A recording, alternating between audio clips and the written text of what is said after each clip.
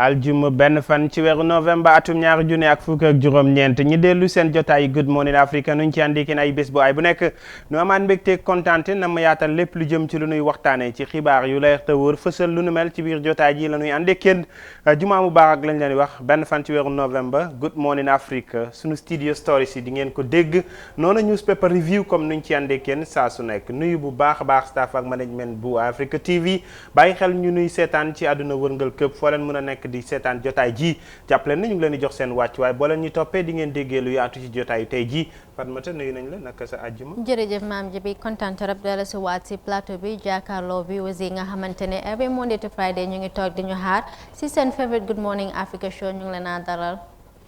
sant ngërëm da koy ñeel na ma ànd ak moom ci jotaay ji mu indil ñi leeral ci lépp lu jëm ci li nga xam ne moom moo nekk xibaar yi ñu yaatal faram-fàccee lu mel indi ci lépp lu jëm ci suñu jàngat noonu la ñuy àndee ak yéen commencé ko ak suñu studio story ci li gën a fës dinañ ko dooree ci Tuufa xam ngeen démb mu ngi doon toog ci jotaayu terrasse yi doon gaaral kàddum ci lépp lu jëm ci fitna yi nga xam ne jànkuwante woon na ak lu nu mel ak njiitu réew mi fi nekkoon muy Jammeh buñ ci jógee dinañ indi leneen tamit teacher yi nga xam ne ñoom ñoo nekk jàngalekat ya foofu ca Zimbabwe ñoom indi nañ seen kàddu ci taxawaay bi nga xam ne dina am ci biir loola buñ ci jógee dinañ indi li nga xam ne moom moo nekk Gambia Armed Forces seen taxawaay am nañu gan ci li nga xam ne moom moo nekk biir réew mi kon ñu dooree ko ak ki nga xam ne moom moo nekk Tuufa. Fatou Tufa Jallow, a former July 22nd beauty pageant winner, yesterday appeared before the TRRC. While testifying, she told the commission that she was raped by the exiled former President Yahya Jammeh after winning the 22nd July 2014 student beauty pageant competition. She said after victory in 2014, she was invited several times to attend events at the State House, but she refused, only to be convinced by her mom to go. We have more in this report. Former July 22nd beauty queen Fatou Tufa Jallow Thursday morning appeared before the TRRC where she testified on her alleged sexual violence against Gambia's exiled former president Yahya Jammeh. In June this year, reports sparked in the country of Ms. Jallow accusing the former president of sexual abuse on the New York Times and BBC. At age 18 at the time of the pageant, Ms. Jallow told the commission in her Thursday testimony that the incident occurred when she had just graduated from high school and was enrolled as freshman student at the Gambia College. She explained to the commission her reasons for joining the competition and what she expected. I had the pageant early on, in around when it just started. I remember watching it in my older mom's, my dad's first wife's house with the rest of my siblings. And I saw students from the University of the Gambia. And I think it was either around the time that Face of Africell happened. Was it before or after? I'm not sure. But it was around that time. And I thought it was great. I watched it. We would stay in the house until 3 in the morning because the show went on for that long. And and I said I would do that if I get the chance to. And me and all of my sisters wanted to do that as it was a scholarship pageant. But most importantly is the concept was, at least how I saw it, was, oh, you're great and you're good and you're the best of what we can take from your institutions to say, and we give you a platform and you tell us what you want to do, and then we further your education, we further whatever it is that you want to do. So that was the driving force. The 2014 July 22nd pageant winner said alongside other winners and participants of the competition, the president availed them an unofficial courtesy call where the former leader gave them $50,000 each.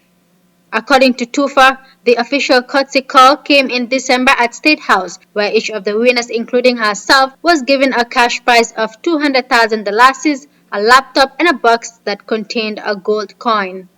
She explained that as the events became very frequent to the detriment of her education, she missed a lot of her lecture in school. In what seemed to be personal visits, Tufa told the commission on 2 occasions she had been invited by the president to Jimbe Jammeh, where she discussed her project with him, and she was given $100,000 after the second visit to implement her project. Ms. Jallow revealed that the president offered her the position of protocol officer, which she declined. Together in a very short span, and he offered that if I would like to work as a protocol officer at the State House. I thought it was a great offer at the time, but also I know that I have never worked in my life, and I do not have any experience of working anywhere, and it was nerve-wracking to me in that moment. I am very bad with capturing names or dates, so I figured it will not be a great idea to work at such a high office, knowing how clumsy I can be. So to me, I was telling him that that would be a great offer if I study and come back, and I don't mind serving the State House or the White House, but right now I will not be able to do that because I will not be able to live up to your expectations. Fatou Toufa Jallow will continue with a detailed testimony on human rights abuses that she alleged to have been meted out to her by former President Jammeh. For iAfrica TV News, I am Fatmata Jaju. Well, Ma'am GB, that was Toufa Jallow, Fatmata Toufa Jallow rather, yesterday, more than testify before the Truth, Reconciliation and Reparation Commission. Mom nak part of her testimony mo nekon pour mu reveal to the commission ñaawteef yi nga xamantene were meted on her by the former president si biir testimony nak reveal na ne she was raped while mu demon visit the president on an invitation for a gamo, while actually Quranic recitation was going on according to her. So mu nekk loo xamantene it was I wouldn't say shocking because we've had past revelations, but bi tamit foog naa nekk na boo xamantene tamit taxawal na noppa ñu bari.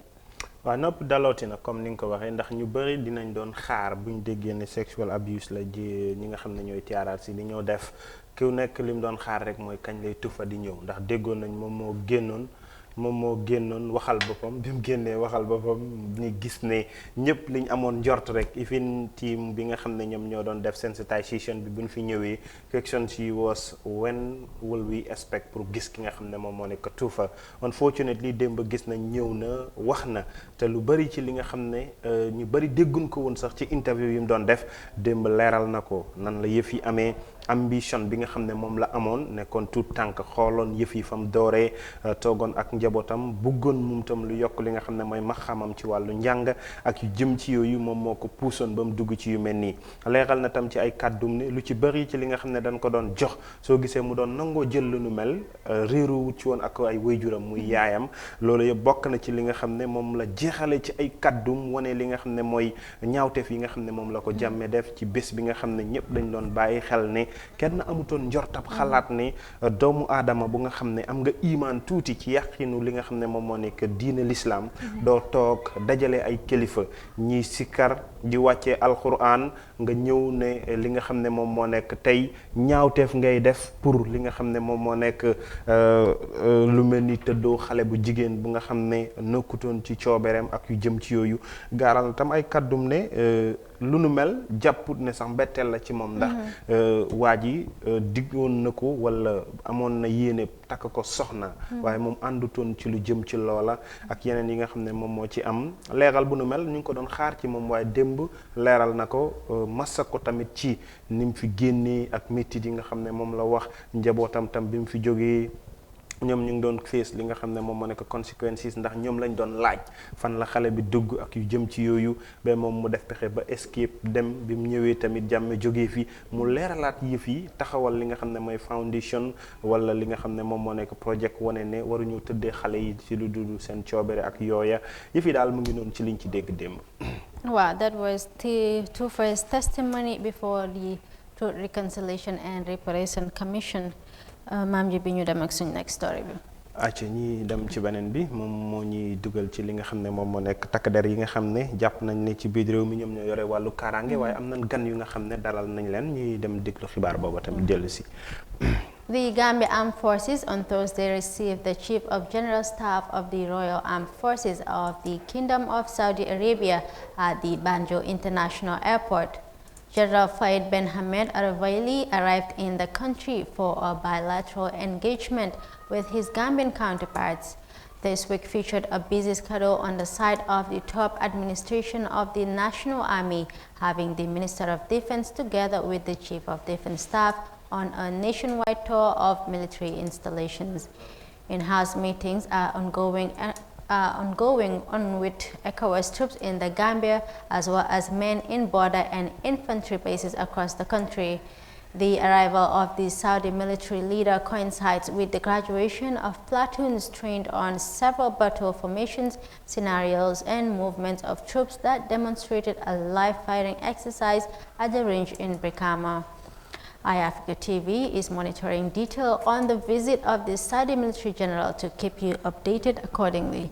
Maam Jibi loolu nekkoon visit bi nga xamantene footages yi ñu ngi ko gis the Saudi Chief of General Staff Armed Forces moom nag démba moo ñu fekk si feneen Gambia ñu dalal ko nag moo woon Gambia Armed Forces nag moo mel ne que this week dinañ am a very busy schedule because gis nañ already they are on a tour teg si ñu ñëw am si a visit from a high authority of course there in Saudi Arabia.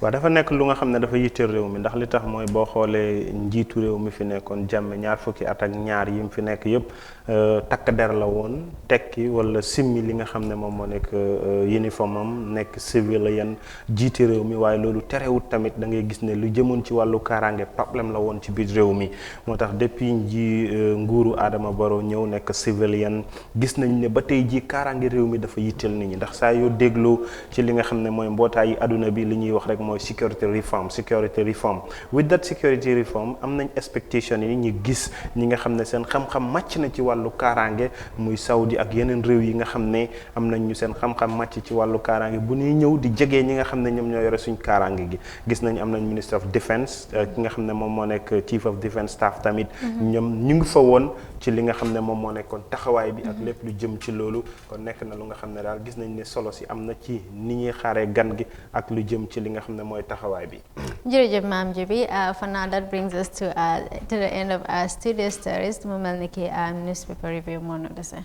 ay sant ak ngërëm da koy ñeel waaye sant gu nga xam ne wàcc amu ci nag lay doon dañuy ànd ak moom ba tey ci suñu newspaper review Fatoumatta Jaaju Square loolu moo nekkoon lu ñu amoon ci suñu studio stories iAfrica TV iAfrica online comme niñ ci àndi kenn suba su nekk ñi dem léegi-léegi ànd ak bàkk bi moom moo ñuy dugal ci suñu newspaper review ginnaaw njeextalam waaye sant ak ngërëm day ñeel ñi nga xam ne ñoom ñoo ko dooleel muy waa Star GSM seen i makkaan ñu ngi ci biir réew mi boo demee foofu ci fi nga xam ne mooy Tabakoto di nga leen fa fekk boo demee ci Talinding Market di nga leen fa fekk boo demee foofu ci fi nga xam ne mooy opposite OJ Johnson di nga fa fekk Star GSM dañuy jaay mobile accessories dañuy jaay flat screen jaay li nga xam ne mooy satellite ak yeneen jumtuwaay loo leen ci bëgg boo leen fa demee wala ngeen leen seetaanee jotaay ji di ngeen gis seen number téléphone si ngeen mën a jokkoo ak ñoom ngir ngeen am seen bëgg-bëgg ci wàllu jumtuwaay lépp lu jëm ci li nga xam ne moom moo nekk communication ak yu ni mel bàkk bi moo ñuy dugal léegi-léegi ci sunu newspaper review.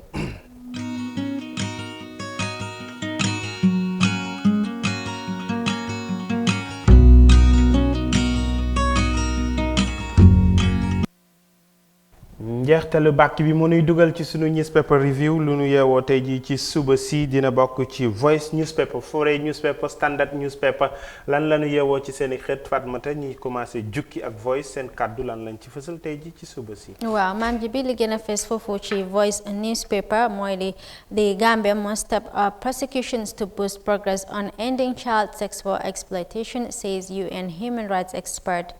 4,000 Gambians on the obligation to leave Germany. GSIC not serving Gambian Muslims interests Islamic scholar. Gambia Supreme Islamic Council. Industry workers express concern over 3 years Jodna. Supreme Islamic Council dismisses Raudatul Majlis election of president claim. acca ñi commencé ko ak xibaar yi ñu dooree ak ñeenti junne yi ndaw yi nga xam ne ñu nga foofu ca biir Germany ci xibaar bi li mu fësal séntu nañ ñi delloo si leen ci biir réew mi. 4,000 Gambians in Germany are currently under obligation to voluntarily leave the federal territory, so says the head of Directorate Return Policy, Germany. Dr. Klaus Christian, however, told the FATU network that Germany is more inclined towards voluntary return than expulsion. He also dispelled reports recently making round town that around 2,000 Gambian migrants in Germany were being earmarked for deportation. There's always a decision to be made by authorities whether somebody is eligible for international protection or not for other immigration categories. And if the decision is no, then is a question of the rule of law to a certain extent to reinforce it. Report bi nag lu moo jéema leeral mooy niki 4,000 Gambians in Germany right now ñu ngi fall under a category boo xamante ne am nañ a choice pour return back voluntarily waaye li si lifinut mooy leerut ne mooy ndax su gaay ndax dañ leen jox a number of period bi nga xamante ne su dee voluntary gis nañ ne kenn nanguta ñëpp si voluntary ndax dañ leen a deport by force also so fanaa loolu it will be important pour gaay clarify loolu waaye lu gaay di jéem a leeral mooy rek ne gis nañ ne some time back ñu ngi amoon rumors ne 2,000 Gambians ñu ngi foofu noonu in Germany ñi nga xamante ne dañ leen a wàcc deport so moom dispel na loolu saying ne loolu ne ko dégg ba tamit clarify na ne we have 4,000 Gambians in Germany yi nga xamante ne they are facing a situation of voluntary return maanaam daal seen situation foofu noonu daal is not favorable so they have a choice to come back. ok mu ngi noonu comme ni ngeen ko déggee ci ni ko xibaar bi fësale ci ñi nga xam ne ñoom ñoo gaaral seen kàddu ci lu nu mel wane ne lu toll ci xaymab 4 junney ndaw yo nekk foofu ci biir Germany doon doomi réew mi ñoom mun nanoo génn réew mi ci seen coobere ndax nekkee ba ñu nekkee foofa noona àndul ak ñoom seen doxalin ak bëgg-bëgg bi nga xam ne noonu lay demee ci xibaar itam wane na ci li nga xam ne moom moo nekk kàddum ne ay jëmmi jamono gaaraloon nañ ne 2 junney ndaw doon doomi réew mi tamit génne woon nañ leen biit fi nga xam ne mooy Germany deport leen loola dàqalu na ko kon xibaar baa ngi noonu loo leen ci bëgg leer lu ba leen demee ci Voice Newspaper di ngeen ko am ci yaatal ñi dem ak beneen bi nga xam ne moom moo nekk taxawaayu ndaw li nga xam ne day dox ci wàllu human right wane ne tout tànk yi ci biir réew mi lu jëm ci li nga xam ne moom moo nekk wàllu sexual li nga xam ne moom moo nekk exploit mooy ndaw yi nga xam ne dañ leen di tëddoo ci lu dul seen coobere wala xam nga rek yëfi sexual exploit daal xam naa ne moom mooy loolu àndut ak yelleefu doomu aadama waaye lan la ci xibaar bi fësal. Gambia should be commended for embarking on a national process of healing and reconciliation, reversing its abusive legacy and bringing perpetrators to account, said UN human rights expert Maudebo Bakicho, and ending a mission to the country. She said the truth and reconciliation process had created a real momentum and a much-needed space to break through the deeply embedded culture of silence and stigma surrounding the issue of sexual abuse of children that until recently had largely been regarded as a private family matter. Effective investigation and prosecution are indispensable in curbing the culture of silence surrounding child abuse and commercial sexual exploitation, said Dr. Debo Bakicho. That was the UN human rights expert. Mom nak demba si mu ngay waja ñebe nekkon na fi for some time, so yeah, she's on the verge of leaving. Si biir feew bi ak departure bi ak yooyu moom nag jaaral na ay kaddu ne Gambia war na fast track prosecution yi nga xamante ne ñoo moom la ñu war a def si ñi nga xamante ne ñooy identify nañ leen as perpetrators for sexual abuse, sexual violence. Xam naa tamit dina am a link with the TRRC for them also to fast track their recommendations for government with them ñu xam yan steps la ñu jël towards that. But then aside from that too, we have other cases that are outside the TRRC. Some weeks back, reading a story about the Justice Ibrahim Jaita saying that we've registered a large number of human rights sexual abuses, especially with children under age mu nekk lu doy waar torop, so moom nag mu ngi urge pour prosecutions yi ak justice system yi ñu fast track ko ba nga xamante ne ku nekk sa àq ak yelleef di nga ko mën a am comme ni nga ko yelloo. ci lu nu mel am na solo ci taxawaayam ginnaaw moom bokk na ci ñuy dox ci àq ak yelleefu doomu aadama liggéey bi nga xam ne moom la doon def ci biir réew mi njeextalam la gaarale kàddu yu nu mel waaye sant na ñi nga xam ne ñooy taxawaayu TRRC waaye wane na fas lu mu daw nga labbaliku loola mooy tax mu motale li nga xam ne moom moo nekk yéenem noonu tamit la jàppee ci ni nga ko waxee ci ay kàddu ne lu jëm ci li nga xam ne moom moo nekk sexual abuse rawatina aada yi nga xam ne dañ koy dund ci suñu biir fii comme dem nañ ba ñu yore wàllu acte yi ci biir réew mi ñoom sax gaaral nañ gis nañ ne lu nu mel jàngoro la te war nañ koo jàpp mu doon jéego bu nga xam ne képp kuñ ci gis dinañ la teg luwaa ci ni nga xam ne noonu la gën a taxawaay bu nga xam ne saafara dina ci am ci nu gën a yaatoo kon moom noonu la gaaral ci kàddum ñi dem ci xibaar bu nuy jeexal ci li nu am ci Voice newspaper ñi nga xam ne ñoom ñoo nekk ci industrie bi ñoom wane nañ ne 3 years jot na wala taxawaayu 3 years bi mun na leen a indil gàllankoor ci lu jëm ci wàllu njënd meeg jaay mi wala dikkam tubaab yi ci biir réew mi ak yu jëm ci yooya. People working at the industry have expressed concern over the 3 years dreadnought that it might likely affect this year's tourist season. Speaking to Bai Fal, an artist and vendor at Bakau Craft Market, said this 3 years dreadnought is likely to affect this year's tourist season, adding that if the situation remains unsolved, might cause tourists cancel their trip to the country. He urged the 3-year dreadnought movement revoke their stance and allow peace to prevail, saying we all know that tourism contributed a lot in the development of the country.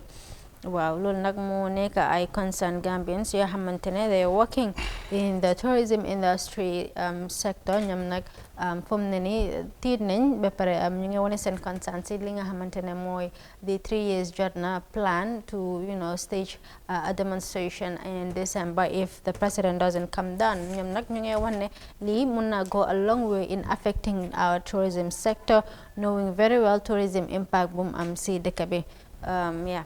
ok loolu mën nañ ko be witness in a sense na demoon nañ def sax report ci lu jëm ci loolu ak Africa TV but the same situation la ñi nga xam ne ñoom ñoo nekk ñi nekk ci tourist bi explain wane ni ñoom am nañ ci concern bi ñu ci am mooy gis nañ ne li ëpp ci li nga xam ne moom moo nekk ñoom ñenn ci seen xarit yi nga xam ne ay tubaab lan ñu ngi gaaral kaddu am concern ci li nga xam ne moom moo nekk taxawaay bi nga wax comme ñoom ñëpp seen xel mu ngi tey ci ne buñ ñëwee ci biir réew mi December ndax fitna dina am wala du am loolu moo tax ñoom ñi bàyyi xel ci loola kon buñ demee ba ñi nga xam ne ñoom ñoo koy dund muy jaaykat yi nekk ci biir li nga xam ne moom moo nekk craft market yi tourist taxi drivers yi yu neem dem ñoom ñëpp tey wane nañ concern boobu kon jàpp nañ ne xëj na saafara dina ci am bu waxtaan amee ci biir ñi nga xam ne ñoom ñoo nekk ñi seq 3 years ak nguur gi ak kaaraange yi nga xam ne gis nañ ni yokkute yu am solo mu ci am ci jéego loolu yëpp dina dalal xel yi ñi nga xam ne ñu ngi ci bitim réew ngir nam mu ñëw ci biir réew mi te xam nañ ne sisin bi bu ubbi waan bu ñëwee ci jamono bi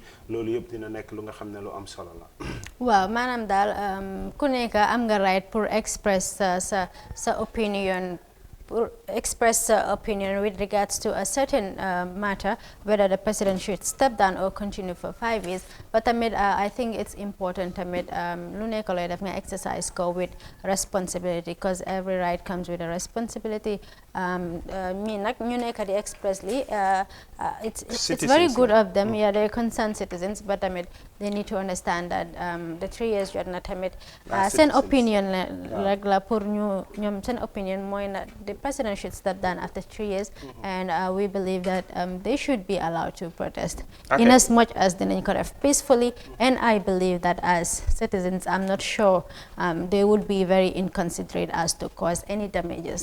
ndax ñoom soo dégloo seen wax li ci ëpp mooy ne danañu fàttali njiitu réew mi ak coalition bi li ñu nangutoo woon te lanu nangutoo woon kaddu la lu ñu waxoon askan yu bañ soxlaa li nga xam ne mooy réew mi bu demee ba fàttali war cee am tamit jàpp nañ ne kaddu la war a doon luy tax mu xam ne lii laa diggee woon ak ñi ma àndaloon ak tey toll nañ ci bés bi nga xam ne ndax olof Njaay daf ne dige boor la kon bu fekkente ne dig nga nit ñi lu nga xam ne defoo ko boo demee ba yegg ca boo ko fayul tam fàttali leen ne li ngeen ñu waxoon defu leen ko ak yu jëm ci yooyu kon jàpp naa ne lépp bu ci waxtaan amee rek diisoo ci seen biir jàpp nañ ne saafara dina ci am loolu moo ñu jeexal ci li nga xam ne moo nekk Voice newspaper ñu dem xool taxawaayu Foroyaa newspaper seen i xët lan lañu fësal ñu jukki ci xët yi lu ñuy faram fànce ak ñi ñuy seetaan. waaw foofu ca Foroyaa newspaper li ci gën a fees mooy beauty contest winner accuses ex-President Jammeh of rape. The environment, an important sector on which livelihoods depend on, says the Environment Minister. Over 20 foreign vessels intercepted in 2019. GNPC wants more time to submit their reports. Cabinet discussed financing of 129.5 million electricity project. What to expect from the TRRC and what NGOs should do. The question of the day reads, when will the CRC submit its report?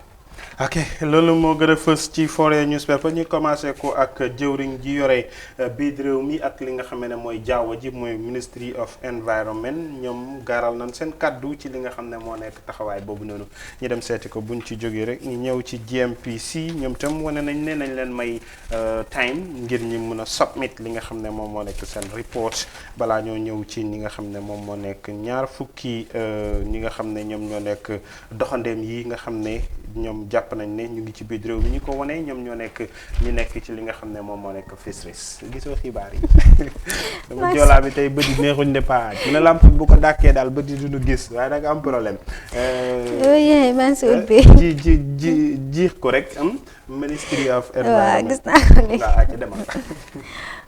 The Minister of the Environment, Lamin Diba, and people's livelihoods depend on the environment, which makes it such an important sector that without taking proper care of the environment, there will be a host of implications on people's health in their communities.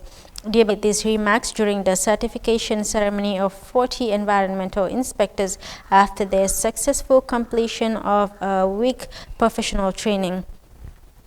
Kooku nekk Lamin Diba, Minister of Environment, moom nag kaddu yi bam ko jaral si cérémonie la woon bi nga xamante ne 40 environment inspectors ñu ngi leen doon graduate pour ñu dem out to the field mu wax nag ay kaddu yi nga xamante ne maam ji bi am na solo torop yu jëm si wàllum environment suñu environment dafa nekk loo xamante ne especially in the Gambia luñ dee address matters concerning environment, it's so less not knowing the environment. For now, most of the things that we are talking about right now, talking about the environment personally, I think is of more importance because, and it is because of the environment. If we don't have a healthy environment, we would be nowhere sitting here to talk. So we have to work towards maintaining and preserving our environment because there are so many effects as to not taking care of it. Things like deforestation, things like the drought. You have the climate change and all that. So nit ñi daal ak the health, the environment, because making sure ne bërëb bi ñu dëkka ak yu ñoo toog di fréquenté mu nekk lu set ba nga xamante ne du affect suñu health. So these are things yi nga xamante ne dañ si war a def more effort di si gën a waxtaan, not only waxtaan ba tamit lu ñoo wax ñu implement ko. lu am solo ndax boo xoolee environment ko nga lu nga wax la lu yitteel askan yëpp la ndax dëkkuwaay dafa am solo ci doomu aadama ndax boo sellalee si dëkkuwaay dina bokk ci luy sellal sa wér-gu-yaram te lu jar a bàyyi xel ci biir réew mi la boo xoolee réew mi bërëb yi ngay dem xoolal bi yàlla di gëj a taw ak léegi yàgg na waaye am na mbedd yu nga xam ne boo fa wiiree ba tey jii da ngay fekk ne ndox maa ngi fa taxaw te loolu yëpp daf lay leer ne nekkut lu congestif pour environnement bi nga xam ne ñooñu dëkk nañ fa ndax bërëb yu mel noonu yooyu dañ fay bëri salte bi fa nekk xale bu fa duggee mun na koo indil li nga xam ne mooy infection ak yu jëm ci yooyu yëpp tey bu fekkee ñoom dem nañ bañ gis ne ñeent fukki ndaw tamit seen maqaama yokku na ci wàllu xam-xamu doxalinu environnement jàpp nañ ne ñoom tam seen liggéey dina feeñ ci askan wi ba ñu mën a gis doxalinu ñi nga xam ne ñooy Ministry of Environment mu gën a yaatu ba lépp lu jëm ci li nga xam ne ñu ngi ko doon am njort démb ne luñ soxla la ci ay saafara dinañ gis ne taxawaay bu nu mel mu am ci lu jëm ci taxawaay environnement ñu dem beneen ci li nga xam ne mooy taxawaay GMPC ñoom wane nañ ne seen report nañ leen may waxtu balaañ ko matale ci li nga xam ne moom moo nekk jox ko ndax gis nañ comme niñ ko waxee ci xibaar yi weesu Select Committee yu National Assembly bi ñoom ñu ngi def seen liggéey ngir jot report yi nga xam ne ñoom la institution ci war a joxe balaa li nga xam ne mooy njeextalu at mi. The Gambia National Petroleum Company has requested from the National Assembly Select Committee on Public Enterprise Committee for time to enable them submit the outstanding reports. The National Petroleum Company appeared before the lawmakers on Thursday, 31st October 2019, and they have pleaded with them to give them time till June 2020. GNPC said their plea is as a result of the problems they have been encountering after the change of government. We have a lot of institutions that are actually appealing before the lawmakers pour ñu extend time yi ñu leen jox pour ñu mën a submit seen report si bi si gën a leer mooy GNPC Gambia National Petroleum Company ñoom tamit gis nañ ne démba ñu ngi doon plead before the National Assembly pour ñu may leen time ba 2020 June pour ñu mën a submit li nga xamante ne mooy seen report. waaw nawet tam waxoon nañ ne ñoom tam na leen gars yi may time bu ko GMPC yi waxee du ñu bett waaye 2020 June nag dafa sori wax dëgg yàlla bu fekkente ne bëgg nañoo leeral yëf yi te la fa yàqu wala bu dee lu bëri dafa am luy luub ci li nga xam ne mooy taxawaay bi comme niñ ko waxee rek boo xoolee am na jamono yu nga xam ne ñu bëri dañ foogoon GMPC moomeelu jàmme mi fi nekkoon la jàppuñu woon ne sax alali nguur gi la kon tey ji bu fekkee ñoom wane nañ ne gàllankoor tamit mu ngi continuer di taq ci seen ndodd ci lu jëm ci ñetti at depuis jàmme jógee fi ba tey ñoom tam war nañoo seetaat seen toogaay xool naka la ñuy matalee liggéey bi ba réew mi ñi xam ne ñoom ñoo moom institution boobu noonu te lépp lu fay dox ñu doxal ko ci anam bu nga xam ne moom mooy tax kóolute ak yaakaar am ci ñoom ba ñi nga xam ne ñooy select committee bu National Assembly bi saa yuñ jógee pour matale seen liggéey mu yomb ci lépp lu jëm ci taxawaay bu nu mel. waaw am na solo. ñiy dem ci ñaar fukki ndaw yu nga xam ne ay doxandem lañ jàpp nañ ne ñoom ñi nga xam ne ñoom ñoo nekk PS bu fishery wane nañ ne ñoom ñu ngi woon ci biir réew mi ci atum 2019 ba nu nekk fisheries 20 foreigners gisoo donc sama waa ji tey xam naa ne daa xiif waaye nag am problème. Dr. Bamba A.M. Banja, the permanent secretary at the Department of Fisheries, has told Foria that over 20 foreign fishing vessels were intercepted this year. He made this statement during an interview with this reporter at his office in Banjul, barely weeks after the interception of 3 vessels owned by Kunlong Fishing Enterprise. 2019 is not completed yet, but over 20 fishing vessels were intercepted for fishing in the wrong zone for lack of adequate proper documentations, he remarked. Loolu nekk ki nga xam ñi nga xamante ne ñoo nekk Fisheries Department bi ñoom nag with an interview with the Foria wax nañ ne jot nañoo intercept li nga xamante ne mooy 20 ñaari fukka gaal yi nga xamante ne they were illegally within our sea premises di yëngu si ay fisheries process engagement daal mu nekk li nga xamante ne dafa daw yaram dafa ñaaw torop tamit Gambia we all know the problem we are facing with regards to fish the having access to proper fish so demee marché sax doo mën a understand daal jën rek mën na la cost about $400 so nga war a ñëw dégg ne dañ dee am time to time gaal yi nga xamante ne ñu ngi dugga si biir suñ géej bi di nappa ba pare illegally it's hard to comprehend but it's a good thing that some of them have been spotted and I think the Navy together with the Fisheries Department need to step up to enhance but Fatma 20 is high number xam nga gaal yooyu mënuñoo dugg fii ba romb gisoo leen nekk na lu nga xam ne nañ xoolaat liggéey bi ñi nga xam ne ñoom ñoo seq yëf yi nañ ko segg lépp ñu teg ko ci yoon ndax man am naa xarit yu bëri yu nga xam ne ci wàllu napp la ñuy dox ñoom sax dañ koy joytu wane nañ ne ñoom léegi pour ñi dugg ci biir géej gi ba am jën problème la ndax li tax mooy gaal yi fu ñu romb ba jàll gaal yu ndaw yi mënuñ fa am benn jën te gis nañ ñi nga xam ne ñoo nekk Gunjur last time ñi nga xam ne ñooy local fishermen yi ñu ngi doon joytu lu mel nii ñu bari dañ fagoon ne xëj na ñoom dañuy ñaxtu ak yu jëm ci yooyu waaye bu ñu demee tey ba pièce wane ne ci atum 2019 gaaka ne at mi jeexagul waaye bàyyi nañ xel ne lu toll ci xaymab 20 gaal dugg nañ ci biir géej gi te ñu ngi doon napp bu nga xam ne teguwut ci yoon kon loolu ñoom war nañ koo xoolaat ñu segg yëf yi comme ni nga ko waxee ñi nga xam ne ñoom ñoo nekk ñi yore wàllu géej gi ak jaawo ji ñu dox ci jël ci matuwaay yi nga xam ne mboolem ku nga xam ne da nga fiy dugg te amoo li nga xam ne moom moo nekk lu leer te wóor ci lu la war a mën a may nga dugg ci biir géej gi fi napp te bokkoo fi ñu teg ko ci yoon na leen jaral lu nekk ndax boo xoolee Sénégal ak Mauritanie li ëpp ci yenn jaamarlo yu ñuy am lu mel noona la ndax ku nekk ci ñoom day protect li nga xam ne mooy géejam ba du nangu keneen ki dugg fa def li nga xam ne mooy la warut kon ñun tam am na njott bu rafet ne Gambia bokk na ci lu bari lu ko nit ñi di nawee mooy ne géej gi jege nañi moom moo ñuy wër kon bu ñuy wëree te mënuñ koo jëfandikoo wax nga ko léegi tey soxna nga te lum néew bu dee dem nga marché ñaari yoon ñett ngay face the difficulty daf la leer ne tey boo ko waxee kenn mënu koo weddi ndax report bi firndeel na lu mel mu nekk loo xamante ne fishermen yi comme ni nga ko waxee ñoom seen boppa soo amee opportunité pour toog ak ñoom sax dañ la dee joyal lu mel nii maanaam suñ demee nappa time to time dinañ fa daje vessels yi nga xamante ne ñoom mënuñoo understand ndax vessels yooyu noonu dañ am argument with the government wala dañ just dugga Gambia de fish te ñoo leen ëpp resources so when it comes to nappa obviously ñoo leen a ëpp lu am si biir géej gi. jërëjëf loolu mooy taxawaayu Foroyaa newspaper ñoom lu ñu yeewoo tey jii ci li nga xam ne moom moo nekk suba si ñi dem ak Standard newspaper xool ñoom lan la ñu yeewoo ci seen taxawaay tey ci àjjuma tey jii Fatmata Standard. Wow. News making headline on the Standard newspaper: Jammeh abused girl as Muslim leaders reside at his Gamo. CJ, Chief Justice, University Dawn to launch new books. NAWEC has been damaged for 50 years. Tussle over Supreme Islamic Council. ci xibaar yaa ngi noonu ñu commencé ko ci tussle over Islamic Council dafa mel ni am na ko gaatal kàddu moom tam wax ci taxawaayu Islamic Council. A long-standing dispute between the traditional Muslim leaders metamorphosed into Raudatul Majalis and the current leadership of the Supreme Islamic Council is flaring up again after news emerged last week that the former has selected Sharif Mohammed Nano Haidara, the Caliph of Burfoot, as the head of a rival Supreme Islamic Council. This development has disturbed the current Supreme Islamic Council leadership, who came out with the following statement posted in its Facebook page.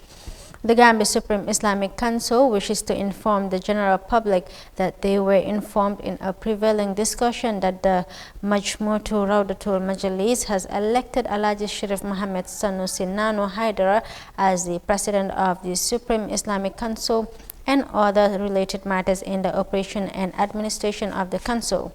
We wish to make some observations to this letter from the Majmu'atu Raudatul Majalis within the context of the constitution of the Gambia Supreme Islamic Council.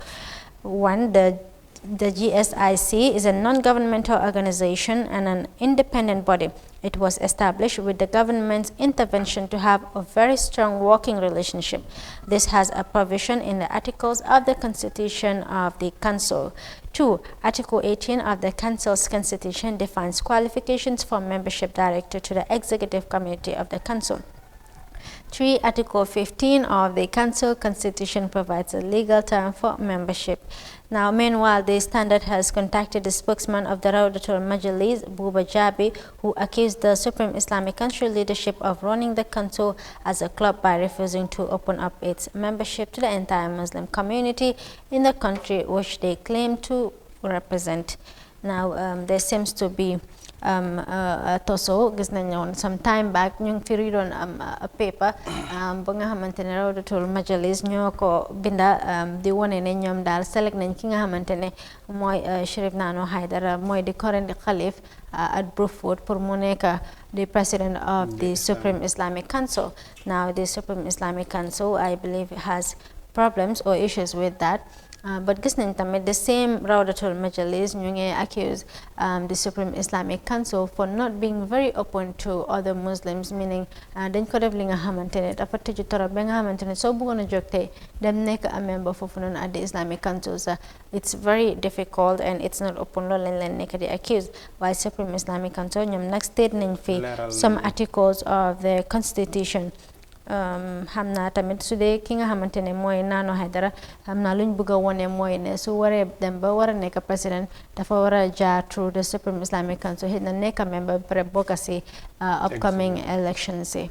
ok loolu defe naa ne yëfi diine la te xam naa ne ñi ci am xam-xam ñëpp daañ ci def seen motuwaay waaye li ñuy wax rek mooy ne bu fekkee delloo nañ suñu xel ci suñu boxam lépp lu nga xam ne taxawaay la lu ñuy def ngir jiite askan wi ci wàllu doxalinu diine war nañ koo teg ci coobere bu nga xam ne kumba am ndey kumba am ndey kumba amul ndey du ci feeñ ndax li waral nu mel mooy bu fekkee ñeneen ñi nekk ci biti am nañ conscience ne ñoom bëgg nañoo bokk ci ñi jiite wàllu diine ci biir réew mi dañu jàpp ne ña nekk ci li nga xam ne moom moo nekk taxawaay ba nanguwunoo yaatal yëf yi ba ki nekk ci biti mun cee gis boppam kon jàpp nañ ne foofu problème am na fa waaye li ñuy wax tamit mooy keneen ki nekk ci biti tam bu dee bëgg ngaa jiite yëf yi demal nga lijjanti diisoo ak ña fa nekk laaj leen yëf yi naka lay demee ngir yow tam nga mun a am foo sukkandiku ba ëllëg booy wax tamit nga leeral ndax ku nekk ci ñoom waxee na ci perspective am ñi nga xam ne ñoom ñoo féetee ak sërif bi wax nañ ci li nga xam ne mooy seen gis-gis Islamic Council tam wane nañ ne yii mooy yoon yi nga xam ne moom nga war a jaar pour mun a jiite li nga xam ne moom moo nekk nekk Islamic Council élection bi kañ la loolu tamit lu jaral leeral la pour nit ñi xam ne Islamic Council ki ko jiite mandate bi la am bu mandate bi jeexee élection la ñoo dem élection bi yan caractéristiques comme ñoom ni ñu ko waxee ak ñan ñoo la elect into office yooyu yëpp yu jar a xam la ndax wàllu diine la te dafa sew ci li nga xam ne moom moo nekk doxalin ñi dem ak beneen xibaar ci li nga xam ne moom moo nekk Chief Justice wane nañ ñi nga xam ne ñoom ñoo nekk university bi ne bind na book bu ees ci li nga xam ne moom moo nekk taxawaay ñu xool lan la xibaar bi fësal ci lu nu mel. The Chief Justice of the Gambia will launch his newest book on Saturday. Prosecuting International Crimes, Recollections and Reflections is a 328-page detailing Justice Hassan B. Jallo's association with the International Criminal Justice, particularly as Chief Prosecutor. It also covers an assessment of the legacy of the International Criminal Tribunal for Rwanda, of which Justice Jallo headed an essayed the future of international criminal justice. The book also highlights recommended practices in the administration of international criminal justice, which should be of value to practitioners and decision makers in advancing the cause of justice and accountability in combating impunity. The Chief Justice Hassan Jallo moom nag dafa génne a book bi nga xamante ne is 328 pages. Book bi nag is aimed at providing guidance or serving as a guide for ñi nga xamante ne ñoo nekk ci wàllum luwa bi practicing the law and legal matters in cases, because inside the book you have series of cases yi nga xamante ne def na ko fa the cases the likes of Rwanda ak yooyu, because he was part of the people that were working with the Rwanda International Tribunal for Rwanda. It's something just like the TRRC. So it will help ñi nga xamante ne ñoo nekk di yëngu ci wàllum loolu noonu ak ñi nga xamante ne especially ñi nga xamante ne ñoo nekk foofu ci university bi di study law. It would be of great benefit to them. So gars yi mu ne follow book bi. loolu am na solo moom nag xam nga wax ci moom di xala métti ci ñin ci lu bari ndax xaafis la te mooy xalifa ba foofu nga xamee ne mooy ca Bansang. xam-xamam màcc na ci wàllu diine bu ñëwee ci wàllu loi tamit jàpp nañ ne lépp lu mu ci gaaral dina ko méngale ak doxalinu diine ak li nga xam ne mooy l'islam. kon bu fekkee war naa bind book bu nga xamee ne loola dinañ ko lonc ëllëg incha allah mooy samedi ci fi nga xam ne mooy université bi wax nga ko dina bokk ci njëriñal ña fa nekk di jàng ñu mun a yittewoo taxawaay bu nu mel ndax wax nga ko expérience sam ci teeweewe yenn yi nga xam ne amoon na ci réew yu mel ni Rwanda ak yu mel noonu te atte ak yelleefu doomu aadama la. ñeneen ci ñi nga xam ne tamit ñu ngi ci métier bi mu doon ñi nga xam ne ñoom ñoo nekk lawyer yi ak ñi nga xam ne ñooy magistrate yi ñoom tamit ñëpp dinañ mën a jëfandikoo élève book bi ba ñu mën a xool naka la ñuy def ba mën a taxawu lépp lu jëm ci àllu atte ak yelleefu doomu aadama yi méngale ko ak li nga xam ne mooy doxalinu àdduna. kon jàpp nañ ne ñi xaar book bi bu génnee wax nga ko 300 and how many pages 328 pages. 328 pages waaye loolu ñu koy jàngali nañ jàng ba sonn de. waaw loola. sooy def loo moom foog nga you should be ready to read. ok ñi dem ci xibaar bu mujj ci Standard newspaper nawek ñoom dafa mel ni jooytu nañ ne seen taxawaay ci juróom fukki at ñu ngi dund li nga xam ne moom moo nekk coono ak métit. The managing director of the National Water and Electricity Company, Alpha Robinson, Tuesday informed the Public Enterprises Committee of the National Assembly that as an institution, NAWEC has been damaged for over 50 years. The institution has failed to represent their activity and financial statements for 2017 and 2018 to the Assembly as required. MD Robinson further explained that the challenges facing NAWEC come in many ways. We are challenged in terms of capacity, having the right people who can do the job as required in the right way and to do it when is required, he said, adding that NAWEC has both institutional and governance problems. The new managing director of NAWEC, Alpha Robinson, yesterday before the National Assembly PEC committee mu doon jéem a fisal li nga xamante ne mooy jafe-jafe yi nga xamante ne moom la NAWEC nekk di go through maanaam exactly so maanaam daal moom nag li ma jéem a leeral mooy ne NAWEC right now amuñ just a problem waaye seen problem si dafa ñëw in two forms, a problem of governance and a institutional problem maanaam liggéey bi si boppam problème mu ngi si waaye mbirum leadership si boppam sax problem la foofu noonu si NAWEC waaye moom as the the new MD. Having said that, yaakaar nañ ne daal moom xam na problème exactly bi te mën na koo saafara ci liñ jàpp. we hoping so, yes. ok defe naa ne comme ni ngeen ko déggee xibaar baa ngi noonu ndax ñoom NAWEC tamit select committee bi demoon nañ seeti leen ñoom tam li ñu wane woon rek mooy mënunoo mottali liggéey bi ci li nga xam ne mooy joxe seen report. tey bu ñu déggee directeur bi génnaat wane ne jàpp na ne NAWEC li fa yàqu ci juróom fukki at ci ginnaaw dafa bëri bu nga xam ne lañ fa war a segg bëri na. deferaat doxalin bi deferaat toogaay bi ba lépp lu nga xam ne moom moo fay am ñu teg ko ci yoon teg ko ci anam bu nga xam ne dina méngoo ak luy yóbbu institution bi ci kanam.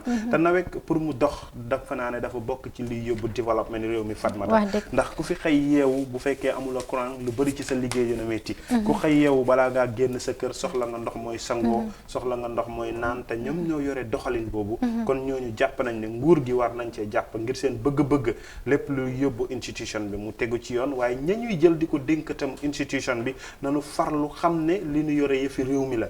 ñu teg ko ci anam bu nga xam ne ñëpp daañ ci gis seen bopp. loolu jàpp nañ ne moom moo nekk yaakaar bu ñu am ci luy doxal institution bi. managing director bu ees bi comme ni nga ko waxee Mr Abbott ñu bëri jàpp nañ ne lañ jot a gisagum ci transparency bi nga xam ne daf koy def ci wax ak ñi nga xam ne ñoom ñoo nekk media bi toog wane li nga xam ne mooy constraints yu institution bi di dund buñ ko saafaralee jàpp nañ ne liggéey bi dina dem waaye ñi fa nekk tam nañ ko jàppalee ñi xam ne ñoom ñëpp ñoo war a bokk benn yéene bi di xàcceendoo di dóorandóor loolu rek mooy yóbbu liggéeykaay mu dox ci kanam. Jibi loolu ñoo indi to the end of newspaper review. tey àjjuma la Jumaa Mubarak. Jumaa Mubarak maam Jibi. jërëjëf loolu moo ñuy jeexalal sunu newspaper review waaye good morning Africa day continuer dañu am ay gan ci biir kër gi léegi ginnaaw li nga xam ne moom moo nekk sunu short break dinañ dellu si gan yu am solo musical break la ñuy àndal am nañ gan yu am solo MC Cham youth national youth mobiliser bu GDC Ñawur Koma KMC li nga xam ne mooy regional coordinator ci UDP ñoom la ñu am ci biir jotaay ji di ngeen déggee ci ñoom lu yaatu boo leen ñu toppee léegi ñi dellu si ginnaaw musical break bu ñuy am.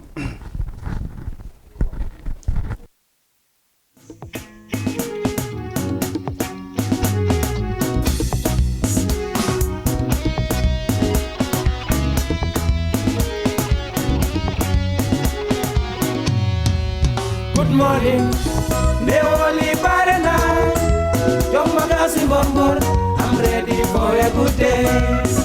Morning, Neoli Barena, Young Magazine Bombor, I'm ready for a good day. Ima de Melike, Yamala Fafeka, Madali New York, I'm ready for a good day.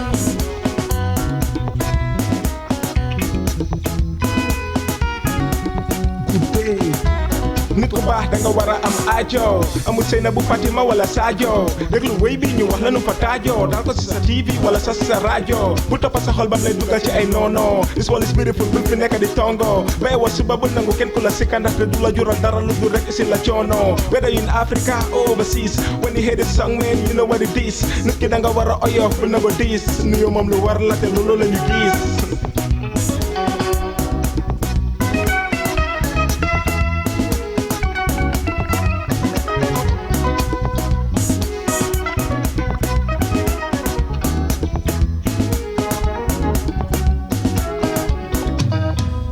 Good morning, Neoli Barena, Young Magazine Bombor, I'm ready for a good day.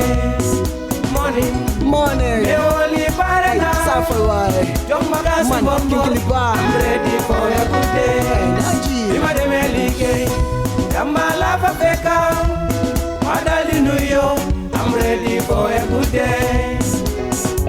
Morning, Achawai. Kinkiliba Nakasubasi Pas mi dambor today is a good day Salu macca da bem naaj di bidante Amina akara Fatma muro ñeende Mbakke jël ko jël bu gaaw mel ni sàcca bu ñuy riite Duga si dëkk bi xoolal nu ma sanse Ama fi woog aw ma dara lu may diile En sama baay faal dina jamalante Na nga def jama rek na fi yombe xeme Dina door waar ba mel ni pol ak couscous Sere lak dem géej ma njaba ak pam waay Beautiful country with beautiful people Where the coast is smiling with beautiful sunshine Naaj bi tàng na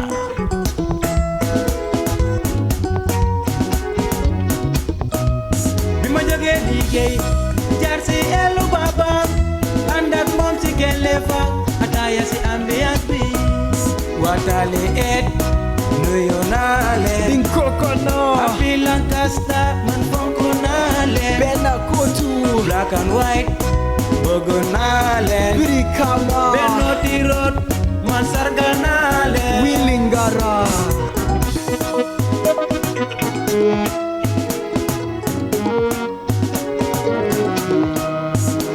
Zibirapapap, zibiribirapapap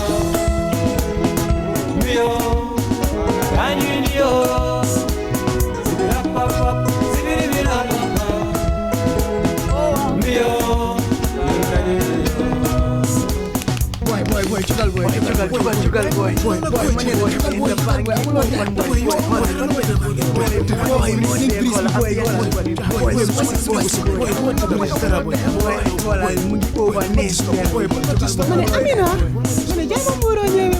Hey, kii maa ko jiitu de boy man akara laa bëgg a boy déedéet nanka rek yéen ñëpp di ngeen am inshallah nanka rek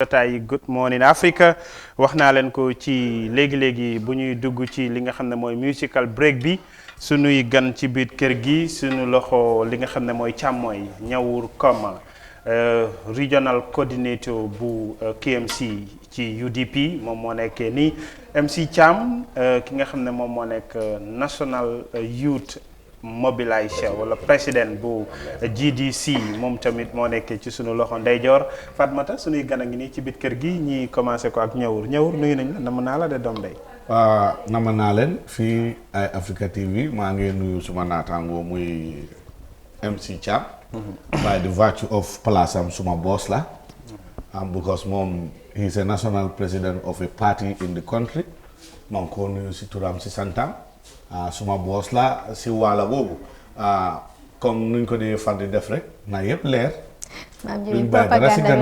propaganda bi door non du propaganda xam nga protocole dañ ko respect loolu du propaganda doomi aadama lu mu yéeloo rek foo tasee moom jokk ko well that doesn't mean that comme dëgga su ñëwee duñ ko waxante ñu ni nii dañoo waxante dëgga we move on comme ni ma ko dee waxee we are one country one nation we have one common denominator mooy this country dañ ko bugg a yóbbu fuñ ko bugga divergent views nag political party bu nekk dafa am philosophie ak nu mu bugg a yóbbu réew mi waaye taxul ne ñun yëpp duñ doomi réew yu baax te comme nuñ ko waxee rek ñun luy suñ ennemi mooy loo xam ne du yoon du dëgga du loo xam ne dafa àndaa certaine démocratie ak développement si réew mi duñ xaritoo kenn si loolu jërëjëf MC Cham Jin yow nuyu nañ la jërëjëf maam maa ngi laa nuyu di la gërëm bu baax di la sant tam di nuyu Fatmata tam di leen gërëm bu baax because liggéey bi neexut because soo bàyyi xel yow suba teel ñëw di review news papers yi yu bëri di jàng si loolu ñu xam ne ñu ngi bitim réew tam si yéen dañu mën a follow news li xew si réew mi fii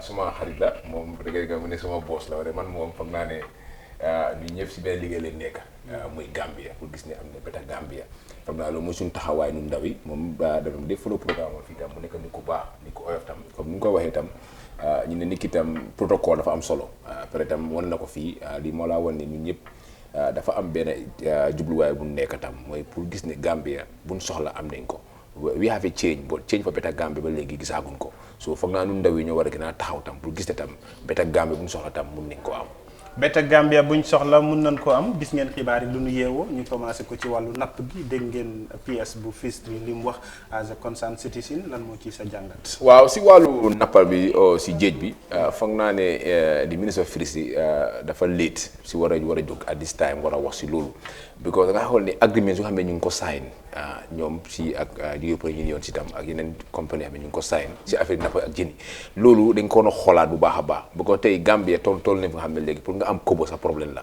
parce que jën dafa si yomboon Gambie waaye léegi dafa gën a seer fu mu nekk nii so loolu ñoom si agreement yoo xam ne dafa nekk ko foofu la gaa war na xoolaat agreement si boo doo mën a ñëw rek sign agreement European Union ñuy nappa si jën yi di yóbbu ndaw yi Gambie si kana si am liggéey ñaata ndaw ñu siy liggéey foog naa ñoom lu nga war a gërëm mooy ñu empower ndaw itam ñu gis ne liggéey bi itam si géej bu ko président Barrow bu mu maa ngi ko fàttale ko bu mu nekk bu mu jëlee réew mi lu nga ko njëkkee laaj loo amal ndawi Gambie mi ne lu mu amal ndawi Gambie mooy géej bi peut être géej bi léegi fu mu nekk ne joxe nañ ko bitim réew ñoo ko amee so ñaara ndaw ñoo fa liggéey loolu yëpp tey ñi ngi am problème boobu fu mu nekk nii foog naa ne ministre bi ñoom di kon mu ko dem nañoo yëpp direction bi nga xam ne moom la réew mi di demee si nguuri président Barrow direction bi baaxut loolu mu ngi feeñ fu mu nekk ñu ngi ko gis. direction baa ngi feeñ ñawur nga dégg ñi nga xam ne ñoom ñoo nekk ndaw yi nekk Germany wane nañ xayma 4000 youths wane nañ ne mun nañoo dellu si ci biir réew mi at any time bi nga déggee loolu ban yëg-yëg nga ci am ak naka nga ko fiile ni xam ndaw yi nekk bitim réew wala ñu bëri ci biir réew mi luñ yaakaar mooy loolu lan nga ñi mun a wax ci loolu. comme luñ ko musti waxtaanee fii benn yoon amoon nañ waxtaan bi lu mel ni loolu ma ne loolu collective responsibility la loo xam ne government bi am nañ ci seen waala waaye ndaw yi dee dem tamit bitim réew di fa ut seen daily bread mooy pour ñu développe seen bopp xawma ñeneen yi waaye am na ñeneen yoo xam ne ñoom seen boppa dañ si am si in the sense that doomi aadama soo demee place dangaa tey ni nga xaar ba lu war a ñëw si yow mu fekk si la waaye soo demee ñeneen ni comme ñu xam na ñu bëri Italie lañ demee waaye emuñ Italie dañ jóge foofu relocate dem German te information boo jox Italian authorities yi soo joxee different information to the German authorities European system bi dafa collé dafa benn la loo joxee fii daf day nekk ñeneen seen système bi suñu gis ne yow benn nataal bi man mi toog fii nii tudda naa Omar ma tudda ñaaw ma tudda beneen tur te benn dëkk laa jógee ma ne damaa seek asylum tubaab bi daf ko confuse waaye ñu ngi ñaan yàlla ñu ngi wax ne government bi nañ jóg because luy yaaxu na o lu romba na waaye luy si kanam mooy ne government bi nañ war a jóg léegi ñu proactive engage German authorities seet if it is not all sax ñu seet certain number boo xam ne depending on criteria yu nekk seen kanam foofu because kenn xamul lu tax ñuy isi ñii nii lan lañ def ak lu omba seen ñëw bi fii kenn xamul ko ñu dem ñu njëkkaa xam lan mooy issue bi suñ ko xamee ñu def yoon yoo xam ne mun nañoo safa because 4000 youths nga isi ko si dëkk bi fu mu nekk nii Yeah, but mooy la because let's note it's a voluntary return. It's a voluntary return. So according to the report, they have a choice of coming back. But I'm not doing joke report, but it must be because they are facing certain conditions. waaw comme ni ma la ko waxee voluntary return boobu tamit nit ki su ñëwee voluntarily foog nga amal ko plan yoo xam ne nu moo resettler si société bi integrate ko assimilate ko pour moom su ñëwee lu mu dem uti woon foofu amut ko waaye su ñëwee fii mu xala am loo xam ne mun na koo def because ñu bëri ñu ngi fa dañ dee jànga métier dañ dee def yeneen yi soo su ñëwee naka la ñoo développer seen métier yooyu la foog ñu am plateforme bi ak foundation bu ñu mun a liggéey suñ ko deful dañ ko gën a yokk a frustration comme nuñ ko waxee fii government bi dafa am lu mu diggee lu bëri loo xam ne loolu nekkul di dox te ñu ngee fual youth si Gambia li ma gën a naxari mooy ne government bi wax naa ko fii naa ko bamtuwaat they are not serious yow soo ne lan nga amal ndawi Gambie nga ne nappa ak géej yow lu war a contrôle géej bi yaa ngi ko loué jaay nga ko ba mu jeex si foreign companies yi foreign investors yi ak so forth yow budget allocation bu romba ni 2019 GLF Gambia allocation for sectors the most disheartening message bu fa nekk mooy ne there is no allocation specifically for fisheries and the environment, there is no specific allocation for youth and sports, there is no allocation for women. Yow soo toogee nga nekk serious government ngay wax ni di dañoo dooleel jigéen dañoo dooleel ndaw yi dañoo liggéey jën yi yaa ngi nas sa boppa because soo nawut sa boppa foog nga capture major things because there is one statistic people have to understand. According to the last actual statistic, 60% of the country's population are youth. Right now when you go, because of gratuity, 63% of the Gambian youth, the population are youth. You don't have any specific budget for that particular sector. Are you a serious government? Thank you. Are you a serious government? loolu moo nekkoon ñoom seen jàngat en tant que ndaw yu nga xam ne seen xam-xam màcc na ci lan mooy yóbbu réew mi ci kanam Fatmata ñoo ko déggandoor waaye sunu jotaay li ñuy gën a yaatal dina bokk ci topic of discussion. Gis nañ guddi yu nu toll nii li ay di njàmbat mooy coow li nga xam ne fës na ci tabital fulaagu am na ku gaaral kàddum ñi dem teewlu ko buñ ci jógee dinañ déggee ci président tabital fulaagu moom tam indi na li nga xam ne moom moo nekk jàngatam ci kaddu yi nga xam ne moom moo fës ndax la ca fës bokk na ci ki nga xam ne moom moo gaaral kàddum wane ne njiitu réew mi président Adama Barrow moom moo woote te wane na ne pël yi nañ ñëw féete ak moom dem ci li nga xam ne moom moo nekk State House bi xaymap li nga xam ne moom moo nekk lu toll ci 3 junne ak lu nu mel ci li nga xam ne moom moo nekk mbooloo ñoom ñoo façon yéene dem gisi ko waaye mbootaay ba féewaloo am na ci seen biir kaddu yaa ngi noonu ñu dem teewlu ko. di leen sant waaw tabital pulaagu moo fi ñëw di wax pour leeral loo xam ne nii xew na sa parce que Sidi Dem mi nga xam ne nii moom la pol ñi jiital pour tabital pulaagu te jiital nañ ko ci anam bu sell parce que AIC teew na ko waaye ci jamaan buñ ko tolloo ba pare moo sant région ci région yi royaume chef bu nekk nañu tànn foofu kenn koo xam ne ni mooy njëet seen pôle yi foofu noonu mu nekk seen président tabital pulaagu man ci laa bokk Jimara Area Basse moo ma woo nañ ñëw wuy si ko ci anam boo xam ne mu ngi am soxla ci ñun bu ñëwee nag daf ñu nettali ne moom dafa dem ci président nee na ko est-ce que mën nga ma woowal pôle yi ma gis leen mu ne ko waaw mën naa mu ne ko waaw mu ne léegi ci seen wax ñu ne léegi 3000 people loom la ñu soxla su fekkee ma mën naa ko génnee te moom mu ne ko man nag aw ma fu ñëw fanaan aw ma xaalis aw ma oto bu leen indi aw ma dara lu leen mën a indi mu ne ko waaw d'accord na man mën naa ko def mu ne ko waaw baax léegi ñu dogoo ci loolu mu ne ko waaw ba ma ñibbi ma dem woo suma gars yi ma toog waxtaan ak ñoom mooy suñu oog yi nii ñu ñëw foofu noonu ñaari fan ñu ngi xàccoo ci affaire bi waaye jubóowuñ ci loolu moom dafa tàkkane rek nañu gom ne rek nañu indi 3000 people ñun ñu ne déedéet yéen ñi nga xam ne ni ñoom lañu yéen dañ ñuy tànne ngeen nekk executive committee na ngeen dem wuyu lu mu leen wax ngeen ñëw ngi wax ñu te fekkee luy yóbbu réew mi yow dañ ñu boole nekk ñun ñëpp ñu nekk a jàmm ñu d'accord waaye nag du ñu d'accord loo xam ne nii nag day indi fitna suñ xeet yi nga xam ne di ñoom ñoo leen bokk parce que pël yi jotewuñ ci soose dara pël jotewuñ ci olofu dara kafare rek ñu Yàlla moo leen boole waaye nag ku nekk foog nga ne fu mu nekk pour léegi tey nga nekk olof fonk sa kër war na la nga nekk soose fonk sa kër war na la waaye darut nga fonk sa kër pour xeexante ak keneen non non non ñun duñ d'accord wuñ ci loolu nekkul mbir tabital pulaar loolu moo waral wax ji léegi nag ñu woon ne Gambien yi ñu xam ne ñun d'accorduñ 3000 people ak lu ko topp ñu ñëw toog ci benn place ñu ne pol yi kese ñun d'accorduñ loolu li ñuy d'accord mooy executive committee bu ñu tànn ci tabital pulaagu ñu ànd ak njiit gi ñëw wuyu président luñ ci wax suy demee mu nettal ñu ko en tout cas loolu la ñoom ma xem foofu ci wax ji thank you very much jërë ngeen jëf.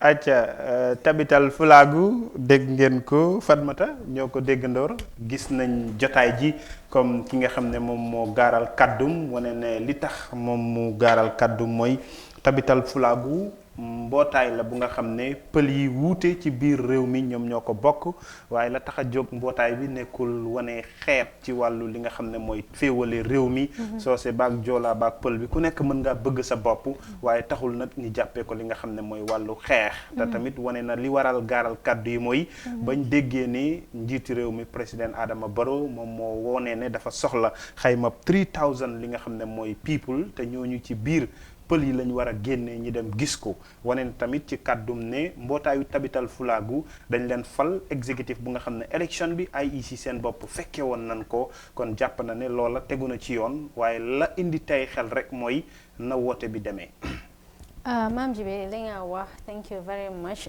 dégg nañ moom tamit ay kàddoom even though man I still insist ne fana jamono yuñ toll nii xaaral rek ma pose question bi to one of our visitors. Let me just leave the analysis part to them as of now. Okay. But Nyaw, do you think as a jamono yuñ toll nii forming a particular group just for a particular tribe right now is what we should be concentrating on?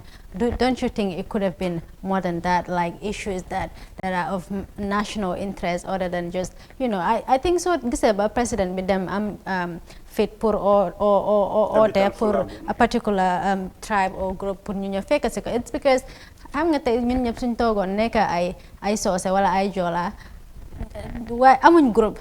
How he wouldn't have that access obviously pour oote ñëw mu ne 3000 jola ñëw wala 3000 soose ñëw si lifin bi do you think that is the right thing at the first place that we should be having associations of such?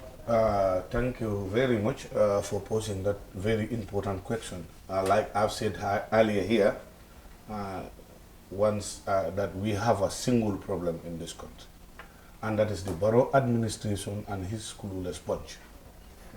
Because when you go to that extreme, that is so your desperation, that you want to entrench yourself in power at any cost, that the incumbency means everything to you, whether it is the Gambia at risk, or is the society at risk, or is the economy at risk, for you to attain your personal goal of entrenching yourself to power. Well, these things are too.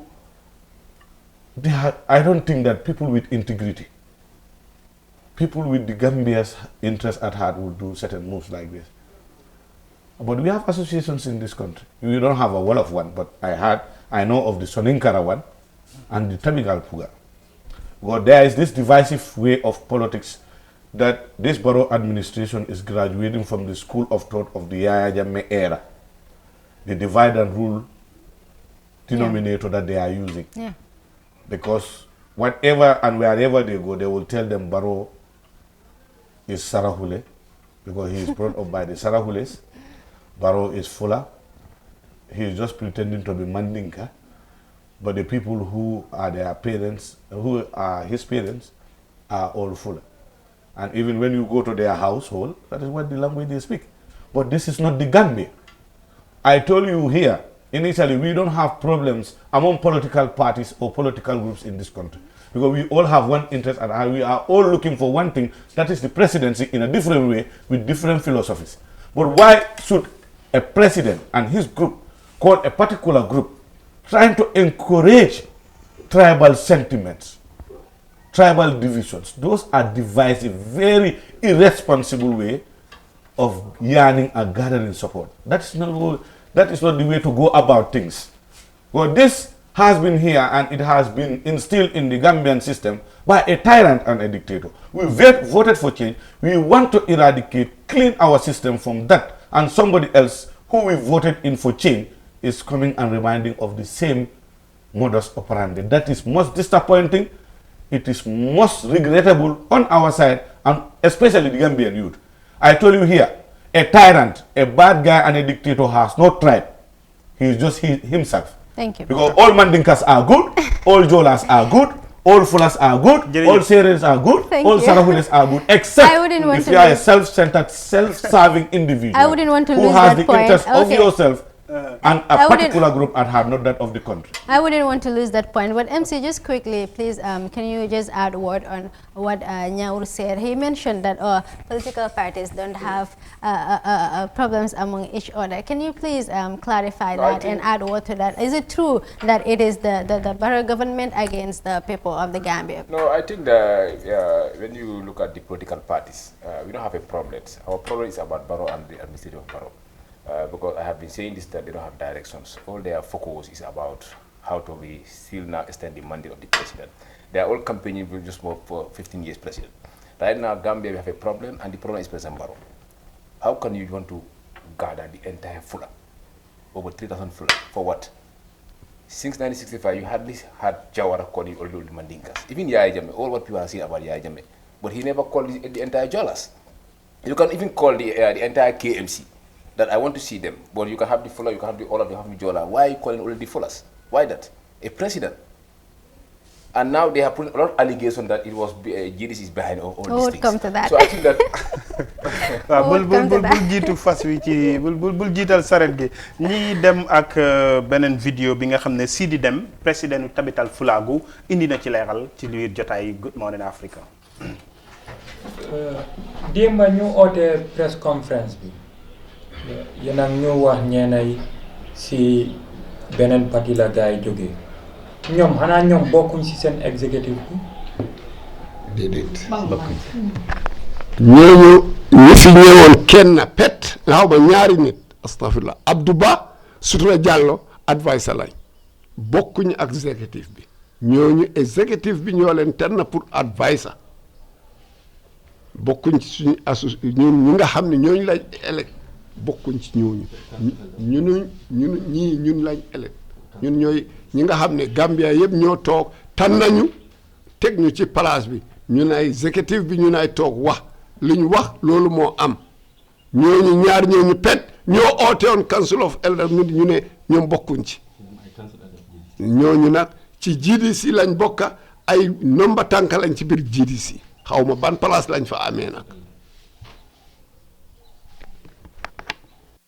ay kilifa lañ wala ay nomboy tànk lañ am ci GDC dégg nañ Sidi Dem président bi indi na leeral ci ñi woote woon press conference bi MC Cham nga bokk GDC tuuma bi tege na ci seen ndodd wane ne ñi doon indi li nga xam ne mooy tuuma boobu wax njiitu réew mi 3000 fulas la woote ak yooyu ñu bokk GDC lañ te dañ fa am nomboy tànk xàmmee nga leen. waaw xam nga balaa GDC association mi ngi am. Tabital Flag. waaw mu ngi am. par seconde yi man MC bokk naa nof association laa bokk. boo tey si association boobu tey even GDC moo nekk tey. su nekkoon ne tey ñi ngi am affaire tribalisme mu fa am. man maay force passé pour génn. ne Gambien si ne man d'accord ma si lu GDC bu ko def. tey maa ngi nii support naa di 13 jot naa maa ngi ko support. boo GDC as a party waxoon official statement ne bokk na si 3 or 5 years. bul xool ne nit ki si association bu mu nekk rek nga boo ko lonk ne ko waa si GDC la bokk. bu ngay dem di bokk si association dem fa si turi GDC yónniwul ne ñu bokk fa association pour la ñoom ñu bokk si association bi su demee si biir mbootaay bi ñu gis ne mbootaay bi seen principe ak seen programme seen objectif bu nga xam ne moo tax pour projet organisation bi taxaw mu ngi ñu ngi ko jëlkat yi ko di ko affaire politique pare mbootaay bi nen ne dafa waxtaani politique ak affaire diina da ko fa waxtaan ci biir Tabital Flag si ko wax seen mbootaay bi seen programme si moo fa nekk su suñu demee tey ñu gis ne loolu léegi ñii lu gaa war fa leer den ne ñun den am executive committee président Barrow bi bëgg nañu gis ne executive committee dem mit président Barrow suñ fa jógee dafa gaa jëlee ñu isul ñu ko ñu waxtaan ak ñoom wala tey nga bëgg a jël di entire pour yóbbu leen pour ñu mit gis président Barrow ñoom loolu la gaa yi daaxaloo bañu ne pour dem gis président Barrow waaye léegi man li ma bëgg am leeral rek mooy yow nangu nga ne ñi taxaw bañ yëf yi ndaw GDC lañ gis nga man dama kontaan si ñooñu sax waaye ndaw yi GDC lañ member of GDC lañ dama ko rule out kontaan naa si ñoom lii moo laa wax ne GDC mu ngi xeex tribalisme bu ko da nga nekk si mbootaay bu nga xam ne nga gis ne tribalisme ñu ngi ko faa dugal nga génn wane ko ne ñii suñu gars yi bëgg a def mooy affaire tribalisme ñun du nangu bi pour yi neen toog si benn jotaay ak président est-ce que mënuñ ko na waxtaanee rek bu fekkee yëf yi parti ingredients feeñu toon ci seen déedéet xam nga mënoon nañ ko waxtaanee comme mbootaay déedéet lii am na si ay waxtaan yu bëri dañ dem ba yëf yi të waxtaan yu bëri la si gars yi am biir kaama gars yi def na fi ay jotaay yi man maa ngi ko follow waxtaan yu bëri la si gars yi am gars yi pexe nañ pexe wu nekk def nañ ko pour gis ne executive committee dem uy ji président bi not the entire fulas 3000 fulas ñu uy ji président bi man MC Cham dama gërëm paa yi nga xam ne ñoo nekk GDC bokk si mbootaay boobu génn feeñal Gambie si ne suñu njiit mu am tey muy président bi ak gouvernement dem bëgg a dugg mbir tribalisme Jawara wax naa ko fi si anglais 1965 Jawara musuda ooyee soose yi State House Yaya Jammeh ak lu nga ko wax si yëpp lu nga ko tuumal yëpp musuda taxaw moo ne Joolaa la soda State House waaye président Barrow because desperate moo am so kon suñu war a jël nañu ne GDC la ñooñu bu ngay bu dem di bokk si mbootaay boobu GDC yoonu wun leen de dañ fa dem bokka si turi ñoom pour leen mbootaay pour leen ñu bokk si loolu tey coow si amee tey bu ñu jëlee ne GDC ñoo leen yónni déedéet. ok waaye président bi wax na ne ñoom dañu am executive committee. président bi si mu wax président bu wax déedéet kan soo waxee advice moo gën a important. waaw mu ne advice la. advice suñu taxawee ñu ne daaxuruñ si lii yéen ngeen gëm ne ñu seen advice leen ñu ne lii daaxuruñ si peut être executive committee bi tey ñen ñoo leen elect même ba si ñoo leen elect soo déggee tey nga yaa ngi nekk executive committee même ba si ñoo tax nga nekk fa suñu neexee tey ëllëg ñu gën a dem si dem an si dem buy wax nii te si dem GDC la nekk moom ci moom président bi GDC la nekk si dem is member of the GDC est-ce que loolu taxut ñu bëri di dëkkale ne tabital fulaagu seen bopp sax ndawi GDC ñoom ñoo fa nekk. xam nga GDC ci boppam political party bu nga xam ne dafa tribal moom. kon léegi fay xam nga su nekkoon ne dafa tribal si. gars dañu manko noppi rek xool bu kat bokkaa ñoom ñu dem uyu ci président bi. wala ñoom ñoo génn ndawi GDC bi gars yi tuumal ne ñoom ñu ndawi GDC ñoo génn taxaw ne du nangu lii. est-ce que li tam du feeñal féewaloo ci biir GDC ñoom ñëpp ñu bokk GDC tey ñi ñëw ba président Barrow soxla tabital fulaagu ñii ànd ci ne nañ dem gisi ko. ñii ànd ci ne ñoom ànduñ ci fësal yi fi xeet mooy tax loolu mooy démocratie maam. man I believe in democracy maa ngi GDC. suma party is not in line with about this 3 years earlier but I believe in 3 years fu nekk laa ko dee wax ay support their stance. loolu mooy démocratie.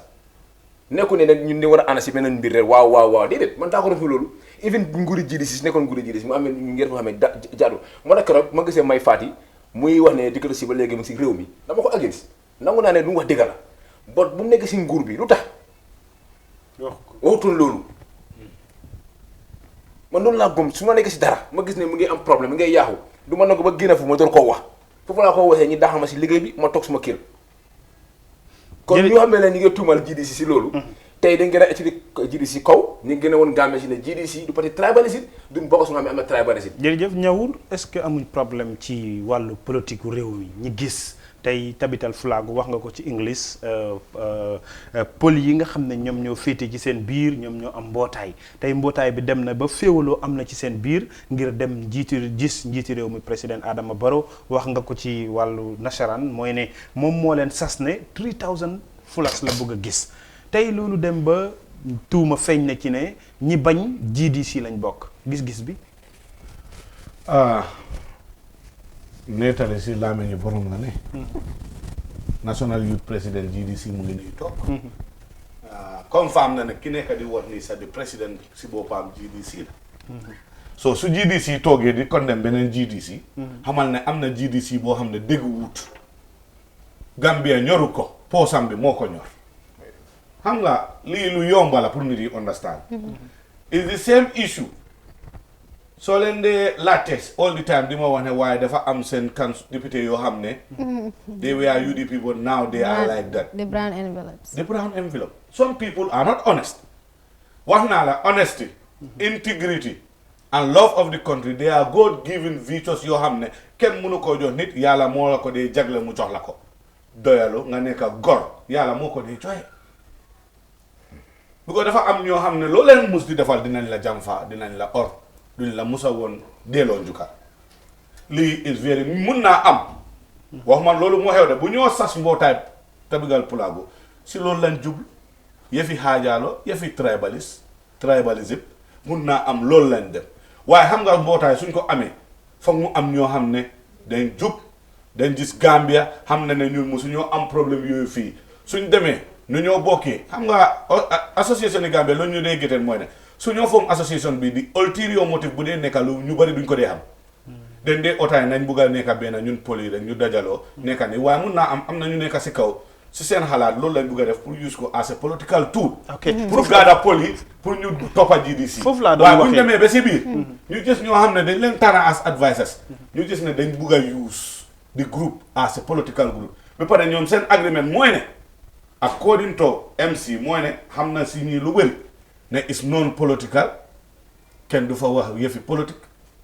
it's non religious because am na pol yoo xam ne they are not Muslims they are Christians so if you want to bring in religion there you are dividing the group not all fulas are GDC not all fulas are UDP not all fulas are Barrow Youth Movement so if you want to bring in that political divergent views in the association that means you want to wreck the association lii moo tax association yu bari they are non political they are not religious and they are not gender biased. ok léegi for all and sundry. léegi suñ demee ba egga foofu noonu. yow nga ñëw. advisor kenn du ko dee refute in an association advisor moo gën a am importance. because decision mun na ñëw arrive at a decision at an executive level. advisor yi gis ne yéen seen decision bi it has another connotation or it has another side effect boo xam ne it will wreck more than it can mend. dafa yaa moo dal lu moo defar. léegi ñoom suñ la aidé loolu ne yéen executive bi de amuñ ci benn doole pour ngeen bañ a di say président waaye pour ñu dajale 3000 fulas yóbbu ko state house pour lan ak lan a waral loolu ak pour lan because wax naa la ne xale bu amul tur sakantuma santa Barrow dafa nekk president coalition president la amul political party he is not registered anywhere ne Barrow lii mooy political party am so neene boobu amul tur sakantuma santa ku amul tur amul santa naka ngay doyee 3000 fula for what lan mooy sa léegi xam nga dafa am ma bëgg a wax si wax bi because soo bàyyee xel soo war a jël 3000 pul nga war a la isi combo fu ga seen daluwaay seen accommodation ñaata amount of money nga war a spend yaa ngi almost ay millions of dollars nga war a spend seen transport gaa war a ñu uy si la so xaalis boobu tey am na fu mu dugga lapitaan a ngi nii garab problème la amut amut ni yaa ngi suñu lapitaan nga dem léegi lapitaan even personne sa problème la man suñ youth président youth mobilisation mu peut-être xam naa lu mu fa decc understand nga soo war a gàdda all this phone all this xaalis bi yëpp nga war koo jël tey nga ne waa léegi xarama dem all ñi ñu toog benn 1 hour nga ñu toog ngeen discourse ngeen wax nga dóor table bi dóor fële économie yokku na 6.5% économie nii def naa fii nii def naa fii lii waay loolu yëpp est-ce que du def ñuy yóbbu Fatmata ci ñi wax ne politique bi tamit feebar daf ci am ndax li tax ñuy wax loolu mooy ok tey boo ñëwee Barrow dem bay am sañ-sañu ne dama bëgg a dajale 3000 fulas te am na ñu ko wax ci biir report yi wane na ne moom pël la noonu sànq na pël yi ñëw support ko est-ce que amuñ problème ñëwur tey ñu gis ne ok soo demee UDP ñu bëri ñu ngi leen aligned ne parti soose yi la soo demee APRC ñu bëri ñu ngi leen aligned ne parti joolaay la nga ñëw GDC ñi aligned leen ne parti pël yi la fan la ñuy dem I thank you very much. I will come to this in English. I've been telling you several times those are views of the few people who are frustrated, the people who have no home, they don't have an identity. In the structure of the UDP, everybody knows how the UDP is structured. We have all tribes man in different executive positions from national to regional to the constituency to the ward level. Likewise, the GDC. MC Cham is the national youth president of the GDC. He is no fuller, man. I mean, all of it. He is no fuller. Yeah. So where is the tribalism?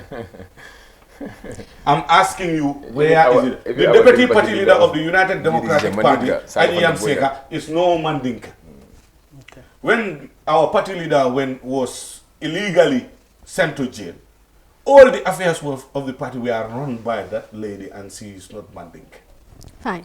So where is the tribal? My friend, let's be much. You know, the dimension the Gambian politics should take, it should be development politics.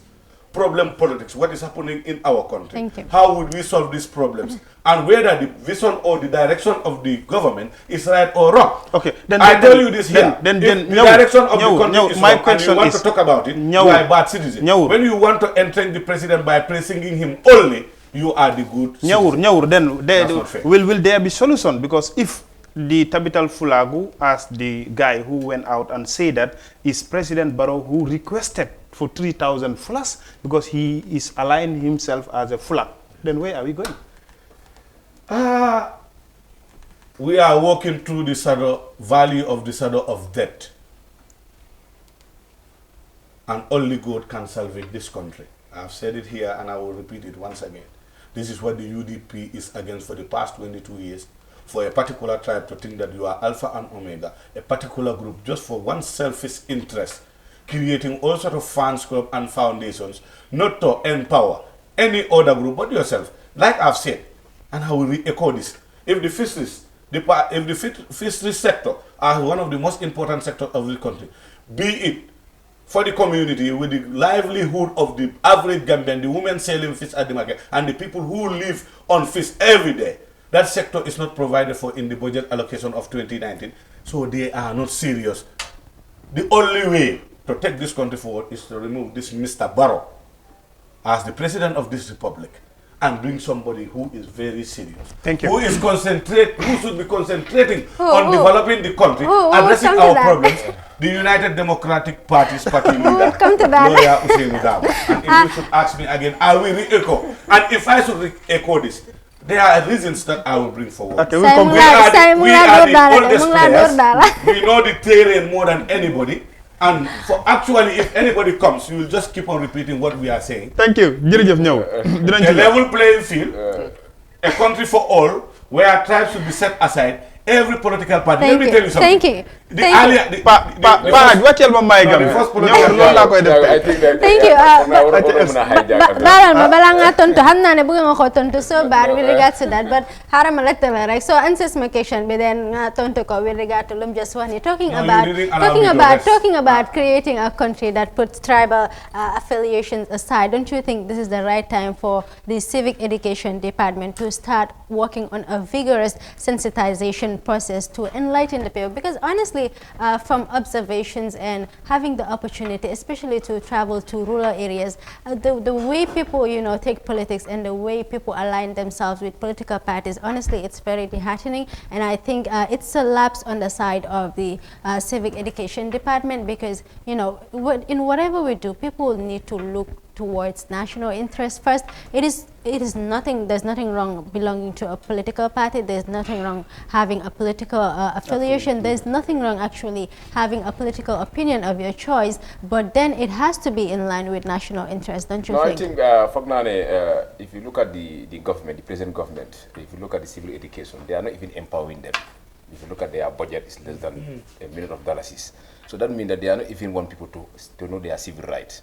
It's not about the political parties. Some people always accuse the political parties that they are the only one who is creating problems. But if you look at our party's level, we always sell our agenda, our programs as a party.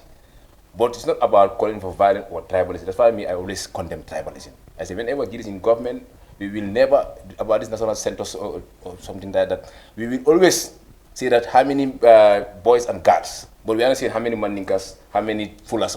That's why we have that problem. That's why as GDC, we always have to empower the civil educations. They need to look at how many Gambians, they don't even know their right, they don't even know the concept of the Gambia. Even the electoral law, many Gambians don't even know the electoral law of the Gambia. They always blame IEC. If you look at this borough movement, they are organizing a lot of rallies, illegal. And I think it's high time we empower the civil education. We empower them, give them a very good budget, whereby they will go nationwide campaigning, selling the national. I think the national agenda of the Gambia. Gambia should be first before a political party. That's why for me, I always say Gambia is first before my party. And even GDC. That's why we want to unify the country. We want to call reconciliation, unity. Let people come together. Let's forget about this tribalism. Politics is not about hate or attacking personal individuals. No, I think I'm not here to push and pull with now, but the thing is Can I come there? It's not about push and pull. What I want to tell you, basically, it's not about push and pull. Politics. The divergent views of political parties are very minor. They are minimal. When you look at all the sectors of the political cycle or the political sphere, what we have differences over are very minimal. You look at the GDC, what they want and how they want to take the country economic-wise, agricultural-wise, and other things is so similar to that of the UDP. If I tell you that's why we are the earliest players, we are the oldest players, so whatever you bring in, you want to fight corruption. All political parties, if you are serious, you want to fight corruption. If any political party is serious, you want to have good governance and strengthen democracy. If any political party is serious, you want to see a government sector that is non-political, is apolitical, and it is not disenfranchising anybody from exercising your civic rights. Our topic of discussion today is about these tribal issues. Let's focus on that. She wanted to ask. Let's specify our topic. Can you please ask me the question you want to ask? Let's specify our topic on these tribal issues. Because it's an issue that people are aligning things to the political parties, as we say. Because as you say, understand nga tey buñ gisee problème bi président Barrow am sañ-sañ, understand nga ne 3000 pël la soxla lim jàpp rek mooy xelam tey na ci ne pël yi ñoom ñoo ko war a dooleel. ndax wax nañ ko ñawur weddi na ko wane na ne ñoom Gambia Democratic Party boo fa demee deputy party leader bi olof la muy anti Ajiyam Seck ak leneen lu nga xam ne wax na ko dégg nañ Talib last time mu ngi koy wax tam ci seen rallye bi waaye loolu yëpp tey ndax firnde bi ci ñi nga xam ne ñoom ñoo nekk njiit yi kese ñu koy wax la comme ni ko Fatmata waxee civic education am nañ ci right ak responsibility bu nga xam ne ñoom war nañoo liggéey ak political party yi wan leen ne askan wi da ngeen leen war a yee ñi leen di topp te fekk doo leen féetee ci wàllu xeet. waaye luy problème bi mooy ne. wax naa ko fii dinaa ko bamtuwaat. mooy lan na ne. dafa am yoo xam ne you cannot point fingers at political parties. The government sitting there, the incumbent one, They have a responsibility, civic education, responsibility government. Why the Malane serious because if you look at what is given to other non-political or they call them a group that is there to empower his own agenda. Younger by how civic education they need mobility. They need funds to do these civic functions. Do they have that? Do they have an allocation even in the budget? That's what I'm talking about.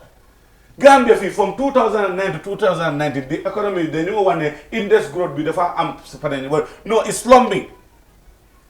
Because the internal debt and the external debt is surging. It's surging year by year. Instead of it coming down, it is surging upwards. It is not taking a downward hill, it is an uphill one. Is that development? Okay, MC. And the fiscal deficit, I'm coming, the fiscal deficit of this country is also increasing annually from 2016. ñëw léegi li ma bëgg rek mooy income si li ngay wax noonu yëpp dinañ ci wax waaye tey problème bi ñu am mooy this issue of Tabital Fulago, the call of the president, 3,000 fullers about tribalism and stuff like that. Let's try to find solution of this. Ni sensitize nit ñi comme ni nga ko waxee pour lu mel ni ñi da tey xale nga ndaw nga MC ndaw la yéen ñëpp tey am ngeen cër ci biir réew mi jàpp naa ne war ngeen a mun a wax nit ñi lu ñuy dégg ba lu jëm ci wàllu xeet ki toog dañu seetaan ak dañu déglu mu mun a xam ne lu ñu war a faggandi la ci biir réew mi ba président Adama Barrow ci boppam sax bu ko bëgg a def tey ci noppi askan wi dina am ñu koy dàqalu. li ma bëgg a wax askan wi. ndaw UDP ñun amuñ noonu benn political party du suñ noonu benn xeet. moo tax gars yi ñu ne léegi yéen ak GDC dafa mel ni yéen a ngi commencé féete daal. lu nekk lañ di wax. dama la ne politique yi Gambia dafa ceeñ. luñ bugga duñ xeex. ñu ne nga toog bu baax. duñ xeex duñ xuloo duñ saagante duñ xastante lu ñoo def mooy ne.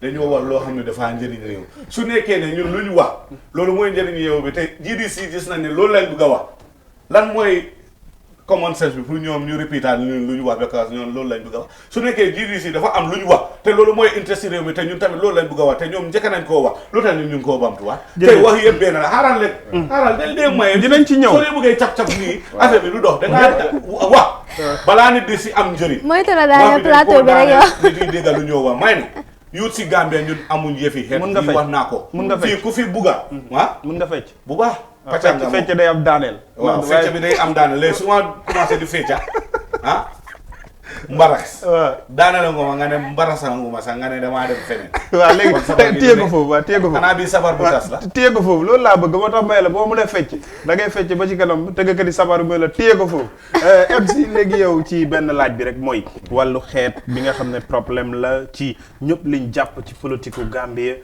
bañ gis ne njiitu réew mi fi nekk président Adama Barrow tey tuuma bi ci ndoddam la tegu ak ñi nga xam ne ñoom ñoo nekk taxawaay Tabital Fulago GDC tuuma bi tamit feeñ ci seen biir ne ñoom ñiy wax yëpp wax nga ne yow léegi leeral nga ñi tamit ne président bi sii di dem GDC la bokk advice bi GDC la bokk wane nga ne doxalinu GDC mooy ne démocratie ngeen yi wane waaye est-ce que tamit lii dina indi saafara.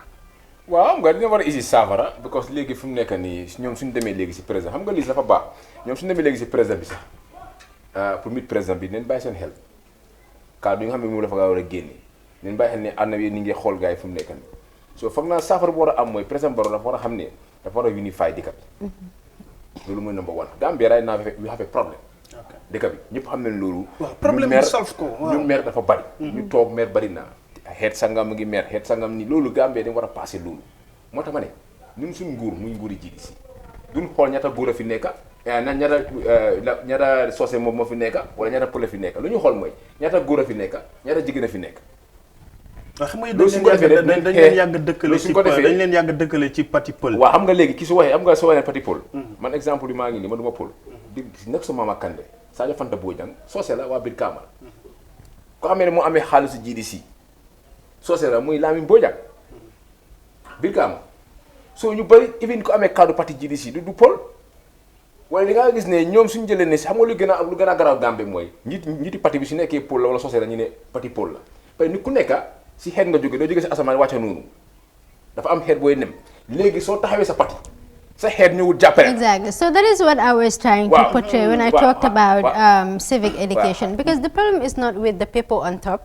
I think the problem is with the people, that the average people that join into the parties, because they always have this concept that the party leader is this, I am this. So xaaral ma ñëw prégouma xaaral ma ñëw tey su nekkee ne nga am sa parti nga fam sa parti sa mbokk yi toppun la jàppalewun la lu ñuy wax mbokkaa mi sa faalewun ko sa mbokk yi suñuy àndee yow ñu ne la xeet sangam la parti pour la bu ko su mbokkaa mi ñu ngi àndaa moom sa mbokk yi suñu àndee yow ñu ne gula mbokkaa mi toppun ko ku mbokkaa mi toppul noo ko toppee kon problème so moo tax Fatima lu mu wax nii dëgg la civil education ñoo war a Gambien si ñu war a wóor wala budget ba nga xam ne moom lañ allocatal civil education dafa ndaw bu ko lu ko waral mooy nguur bu nekk fii tey ñoom ñoo wax ni suñu jëlee réew mi dinañ Gambien si dinañ jàngal Gambien si ñu xam seen civil right electoral law yi Gambien lu waay élection si Gambien si xamuñ ko benn ñoo ko xam ñaata Gambien ñoo jël kay di riit. ok foofu ci taxawaay bi sax kii wax na ne IEC fekkee nañ élection bi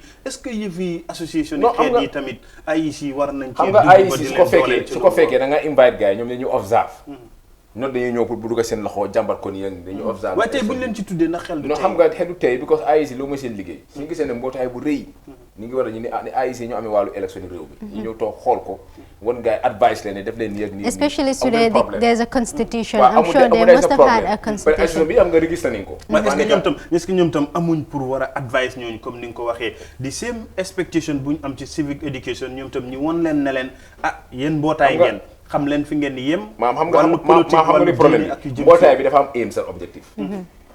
aim sa objectif bi dafa dañ ko spell out mu leer. léegi ñoom ñoo xam ne ñoo jiitee mbootaay bi. jiitee mbootaay taxul nga moom mbootaay. dafa am yoo xam ne tey ñoo xam ne ñoom nga xem ne ñooy bokkuñ sa executive committee. ñoo gën a important li executive committee. tey soo gën nga toog fa tey membres yi ñoo tax nga toog fa. so members yi am neen right wax seen si am neen wax seen si comme if political party la. tey da nga ne décision bi ngeen def seen own décision executive committee ngeen def seen décision ngeen taxaw ne léegi membres yi génne nañ d'accord ci décision bi ngeen am pour toogaat baat daf day am si nekk député yi sax diisoo moo war a am député yi dañuy dugal loi yoo xam ne tam réew mi neexul la ñu génn tax bëgg si bëgg Fatmata bu dee comment si jege na la foofu rek soo ko mun a riit ci benn minute balaa ñoo ñëwaat ci ñëwul rek ñi fanaa ñu dem ak ñëwul first balaa ñoo ñëw ci comment si please li ma bëgg a wax si loolu waaw dama bëgg a discourage leen tamit ñun United Democratic Party sant nañu yàlla ne nekki nag su nekkee yaa bëri yaa ëppa lu nekk ñu jiiñ la ko waaye dafa am loo xam ne ñun duñu ko jiiñ mooy lan yëfi xeet bugguñ yëfi xeet mu génn si suñ dara wax nga ne fii réew mi nu moo demee nii ni duñ association pour xeet loolu ni soxluñ ko maa ngi advice Tabigal Pulago ñu change tur bi ñu def ko an all inclusive organisation boo xam ne it will not be based on tribal sentiments because if you say Tabigal Pulago you mean these different sects of Fulas coming together to form an association. If you say the Soninka you mean the different groups of the Sarahules coming together as one. So if that is the trend Gambia lu moo jël. That is now you are answering my first question. If the trend boobu Gambia loolu la moo jël. fu ñoo jëm. This is genuine reason pour Tabigal Pulago seen executive bi toog ñu seet naka la ñoo def groupe bi. Because the way it is going suñ ko adresse du am si ñoomi neen ñu xaajaaloo te ñoo gis xeet yi sax ñu xaajaaloo moo. yoo man gisuma dara bi ñun fuñ dëkk suma koj poli yang fa olof yang fa dañ am i football club dañ am i association yoo xam ne Laati Kunda Youth Association ñëpp a fa nekk Faaji Kunda Youth Association ñëpp a fa nekk façon yooyu lañ war a am si dëkk bi ñu encourage ko not a national organisation boo xam ne is exclusively pole based on tribal loolu soo ko defee anywhere in the world the connotations will be it is a tribal group te that tribal group will be selling more of the tribe it represents than any other group. If they are there, they will not talk about any other thing about Fula. The language they will speak is Fula. The modus operandi will be Fula. And they are Gambians first, before they become Fulas. So the one is the Lolo, an organization you have the head regular, you said Nakalenko Safarale, Tasco, from Yenem Bota, you have a Nepafaji Sen Bopa, GDC. So you say money, Mandoma wa GDC, Bota Pull. Structure wise GDC head bu nekk fa nekk UDP likewise kenn du ko wax soo ko waxee yow da ngaa tuumal da ngaa tooñ iñaan moo la bugg a téye oo xool bu naxari moo la bugg a rey waaye ñun duñ i tribal group waaye tabigal pulaar soo ko seetee toog ba si kaw kenn nekk fa ku du Pël. ok waaye lii problème bi déglu ma rek maa ngi ñëw ñëwul loolu dafa am importance. luy problème bi mooy dafa am importance soo ne da nga bugg a integration between the people of this country not in between tribes. Okay. Integration buñ bugg ak assimilation du diggante tribe kese diggante Gambia la. Gambian civic education bi suñ koo def ak suñoo nit yi dañ leen war a won ne Gambia for all la. Gambia for all where every tribe is equal under the eyes of God. dafa am lu ma bëgg a leeral foofu. mooy lan. gis nga mbootaay yi association yi organisation yi nekk lu bees ci Gambia. yàgg na the past 20 years bi Yaya Jammeh mu ngi fi. capital flag ci wax mu ngi fi. soo demee si Sénégal mu ngi fa happen. demee other country yi ngi am loolu mbootaay mu ngi am. even Sarawak community they have that ñu ngi am that organisation yooyu. so nekkul lu nga xam ne is not about politics. ku nekk faana sax dañuy am groupe nga mbootaay ne waa mbootaay faana mbootaay olof mbootaay balangaar groupe yi nii groupe yi yooyu sax pour waaye xam nga nekkul dugg si politique suñu jotee pour ñu ne politique comme dafa mel comme daayira rek. comme daayira la. waaw taale tijaan bi dina bokk ci. waaw man maa ngi nii bokk naa si man. waaw ba di nga am Gambie tey fu mu nekk nii maa seen secrétaire. MC kana so fu ma bëgg ñu understand mooy. lii bileem bi mooy man ay bileem di man du ma bileem Capital Pulaar dama leen bileem si dara. dama bileem mooy baro administratif xam ne ñoom lay bileem. kanaay comme parce que ñoom suñu waree ñëw. ñu war a oo ñi State House. waxtaan naa ñoom. ak contrôle lu gars yi wax. ñu wax ak ñoom pare d'accord ñi ne la waa léegi ne mën naa isi mbooloo. ok man spécifiquement foofu laa bëggoon ñëwul soo gisee man ma wax loolu ñu sensitise loolu. soo gisee ma wax loolu. ndax li tax mooy tey ok ëllëg li ñuy bañ mooy ëllëg tey ñu ne ok government yi Barrow wala Adama Barrow moo oo 3000 plus.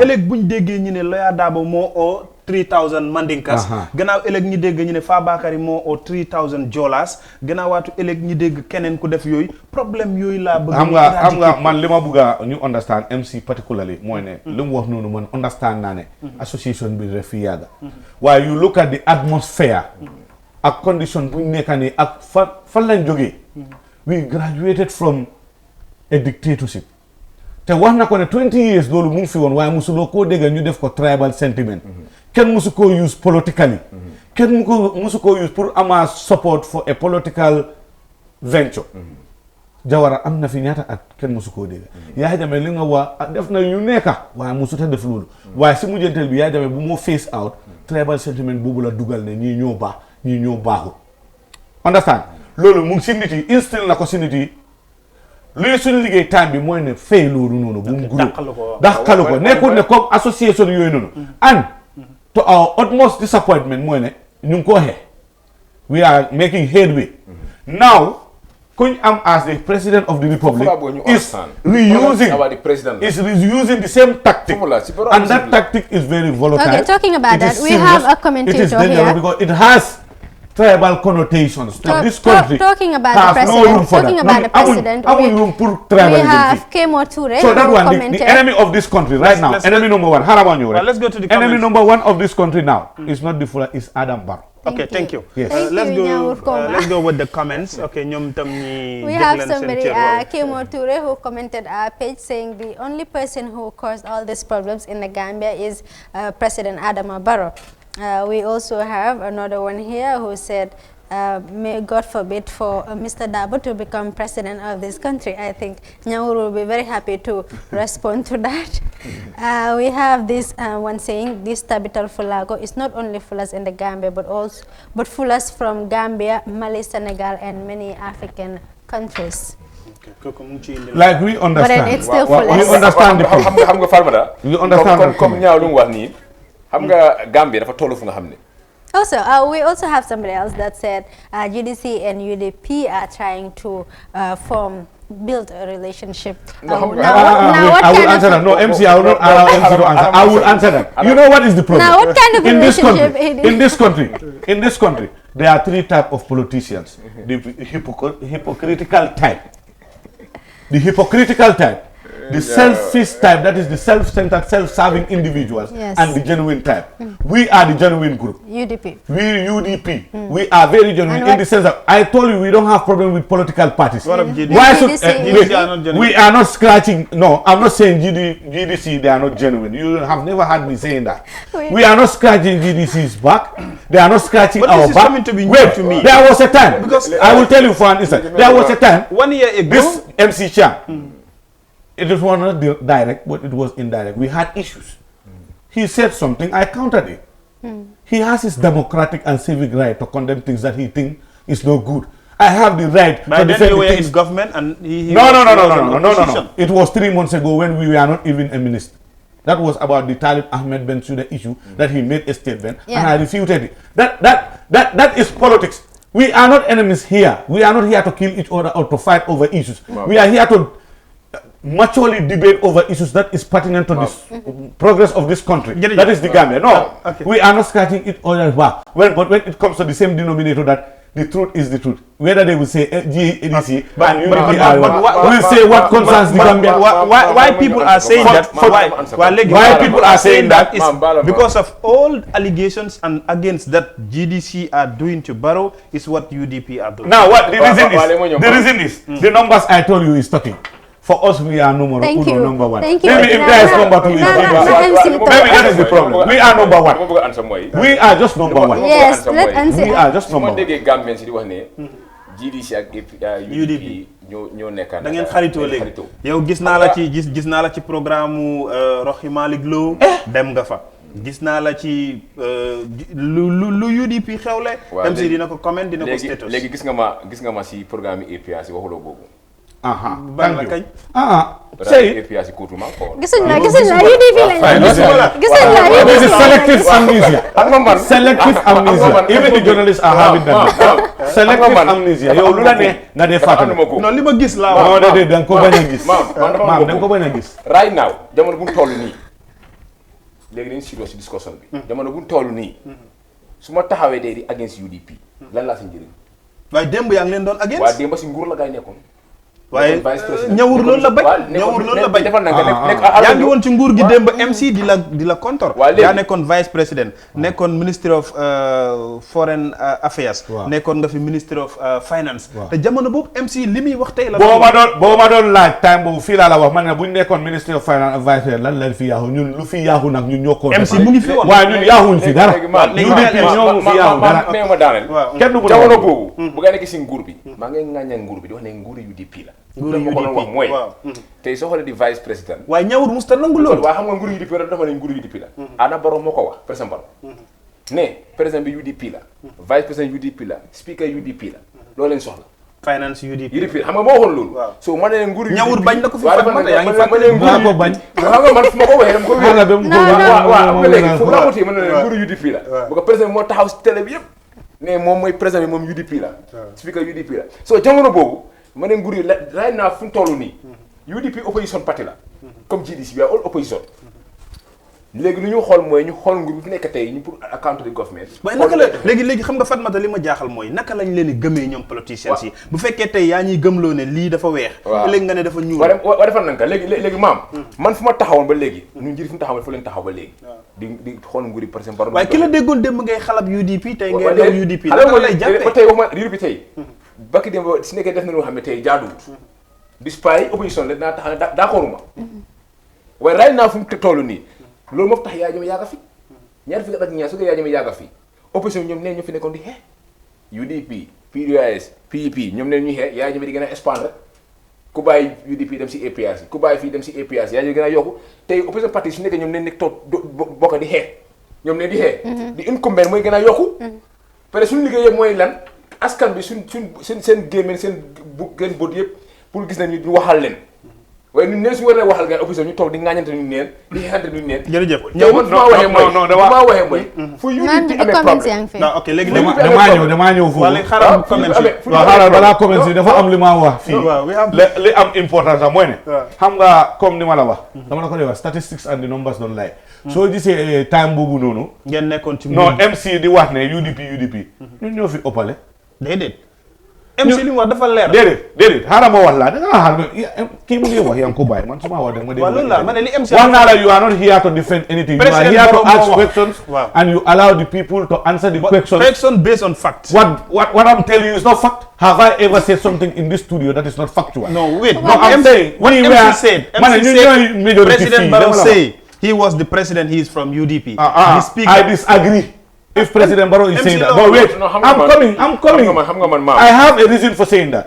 President Barrow can say one thing that I will agree. I was from the UDP. No. He resigned. Wait, when President Barrow was becoming the flag bearer of the coalition, what did he do? He resigned officially with a letter from the United Democratic Party as a political party. One. Secondly, he was not using UDP's color when he was campaigning for the presidency. He used a different color, that is the coalition flag of cream or whatever color you call it, not yellow.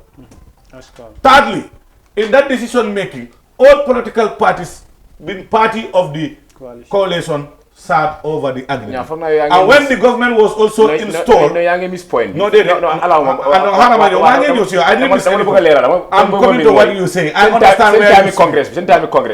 Boy, them Congress. President Barrow, full of what I'm gathering with this blue food area, how much pie you for them on. Money, Cheboko Hamel Bonga them chilling the leadership of the UDP, young overthrow. Young UDP Loren Sola. President Bianco Ame.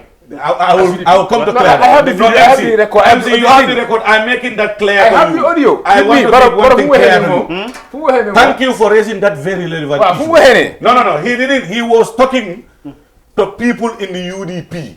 In the sense that, but he's a president. In the sense that he was talking to people in the UDP. In the sense that, this is the reason that brought in this Barrow youth movement. This is the reason that because Barrow wanted to be a flag bearer for the next election so that UDP will reserve that position for him, and whoever contests against him in any sort of Congress is a coup d'etat. That is dictatorship. That is where UDP took its stance that Barrow, you are not even a member of the political party now. You are, wait. So we condemned it. Why did it? Wait. We brought in many things. Civil servants. Wait, we brought in many things. Civil servants are not taking any national positions in the UDP. We brought all that to clear the air that this is not one man's party. Because Barrow came to UDP in 2000. Wait, I'm coming. Barrow came to UDP in 2005, 2007. You understand? UDP was in existence from 2005. But he contested in 2007. Yes, he came 2005. And 2005, he contested against Mama Kandeh. Yeah. He found UDP there. So if you have just been selected as a flag bearer of the coalition and you are from the UDP, you think that you can manipulate. No individual can blackmail the UDP. You cannot micromanage the UDP. It is not your property. What Mam is asking, I don't even agree. UDP is no opposition. One. No, we are opposition party. No. We are not. No, we are opposition. We are not occupying any ministerial position in the government. That doesn't make you an opposition. So that means that all these false, all this like a fear of government. You are No. You are part of it. No. You are claiming to part of the government. All this mess, you are part of it. No, I'm coming. This mess you are talking about. This mess you are talking about is an executive. Wait, this mess you are talking part of the government. Yes, but you have to give me the room to tell you the mess you want to ask about. This mess you talking. All this corruption, UDP is part of it. That's why I say that. That's why I say that. Monday. UDP resign. Monday, government. See, now they are part of it. That's why I blame the entire coalition members. I blame them. Okay. For not resigning. Okay, now I'm telling you. UDP. Yes, because they just resigned from the government. I'm telling you one thing. Because this man is saying they are not opposition. I'm telling you, we are not. Consider the executive. All this corruption, everything about bad government, everything. Let me tell you something about. Okay, this. I have to come to that. You have time for this. It's very important. Why? This executive mess this executive mess you're talking about. You should resign. Cannot be associated to a political party. It's about coalition. No. It's not the coalition that called the Tabigal Pulagu at state. Wait, I'm coming. You've not had the statement say political or the government called.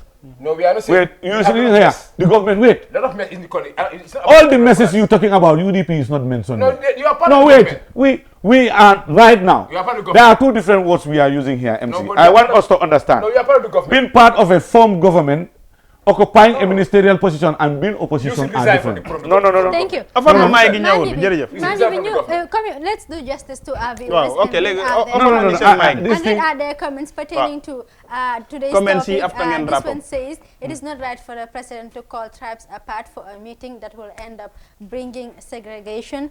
Yusuf Aliuka also says the president is wrong inviting Fullers at the State House.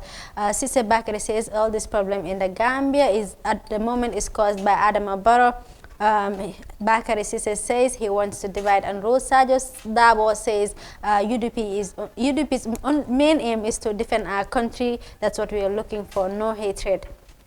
Amas Bakar says Tabital Pulago is a cultural heritage organization, nothing to do with political or tribal, and should not be in any way associated with party politics. This organization is not only for Gambian Fullers but for Fullers around the world. So please do not involve Tabital Pulago with political parties. We are a worldwide organization representing Fulani heritage and culture. Alaji Njai says, MC, you are right, brother, in the GDC.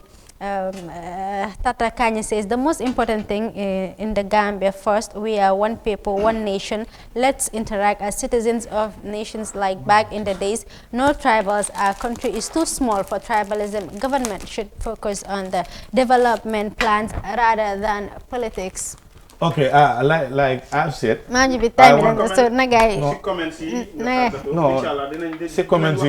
is very important. Like I've said, I will agree on certain principles. Summary in high school. Please just summarize. Man jangu walu school. Dafa nekane man suma teacher Pa Davis la won school Pa Davis ta demon. Mol fa wingli yo xamul foofu. Waye lima la wax moy ne I want to say this clearly. Like, you can be part of a coalition government and you are having ministerial position when your advices and your decisions are not heeded by the executive, who happens to be the CEO of the government. He does whatever he wills and feel like he's doing. You resign from this? That doesn't mean it spill over. Before you resign, you were sacked. Yeah, it spill over. No, but we are saying okay. What we fought for 20 years. What we fought for 20 years. Let's specify our topic. Exactly. Please important in the sense we are number uno for a reason. We cannot be. If we are opposition, then there is no meaningful development in this country. But even if people perceive us to be from that angle, we are still seeing ourselves as the people in control of things. Because when you look at the local government, the council and the National Assembly, that's why I said here, if there are many things that are to be said, we should all take collective responsibility for what is happening. Because we are allowing it to happen. But in the sense that the UDP, we said, we will never deviate from our focus and our direction. That is 22 years, what we've been fighting for, we still fight for and stand for. Tribalism. The last one, tribalism. Gambia is not a tribal area. My grandfather, great-grandfather, is full. From both sides. Seydi Khan, and Seydi Quran. You look at my great-great-grandfather from Monday. So who am I now? Everybody here is intermixed. Gambia is so intertwined that you cannot separate one tribe from another. We are all one, and no political party, no president.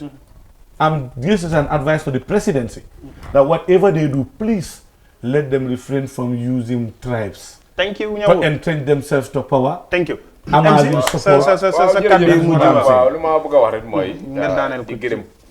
ñaaw bu nga xam ne discussion bi important trop di leen gërëm tam di la woon ne di wax Gambien si ne GDC mooy di only parti bu nga xam ne mun naa unify dëkk bi xool bu Kande tey lu fi def GDC as a party benn political party musu ko def in history whether you are a ruling party or opposition party lu GDC as a party projet nga xam ne ñu ngi ko def fii dañ change political climate of this country ne ko politique nga xam ne toog wax taat bi gaañu ne li project si yoren de initiate moom da leen ko dee jekkale ba pare seen booxool yi tamit ñu ne ndax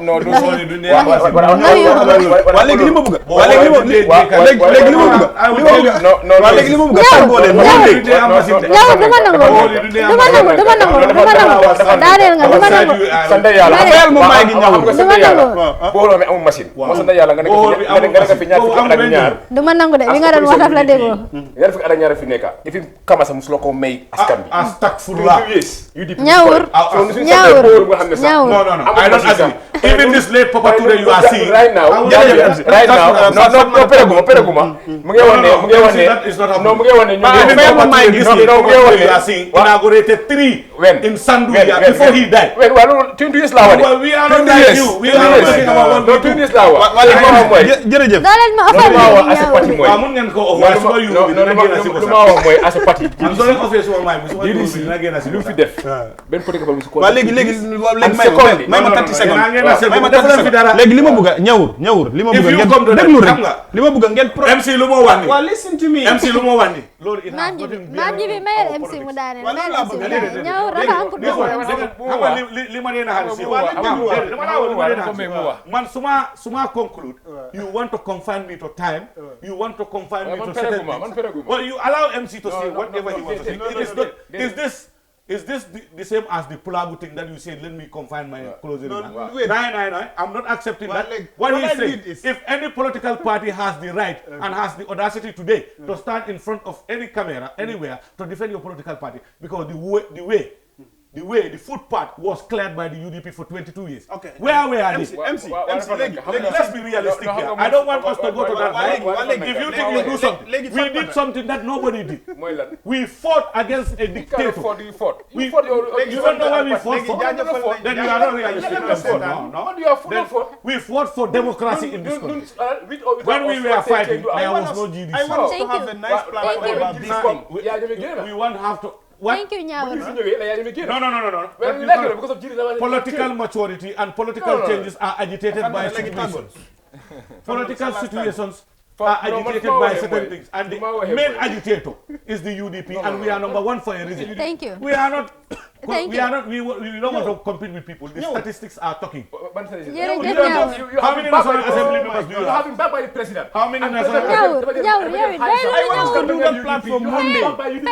I thank you for that. Now, can you please organize one rally so that I want the GDC to organize one rally within this area and pull half of the crowd that we pull. We know whether you are serious like us. We are the biggest political party in this country. You are full. Because we have been backed by the president. Can you bring us the President bi campagne lu kenn pour the campagne bopam kan la mu thank you so much. Thank you so much. I didn't tell him I'm not saying what he's saying. I'm saying the statistics and the figures will never lie. MC, the president supports us. We were campaigning as MP. Why? Council and mayor until Halisi Gambia jox leen ko ngeen campagne ngeen. Can you prove it? Factual. Billahi MC. I will join the GDC if you can prove that. MC, bring a proof.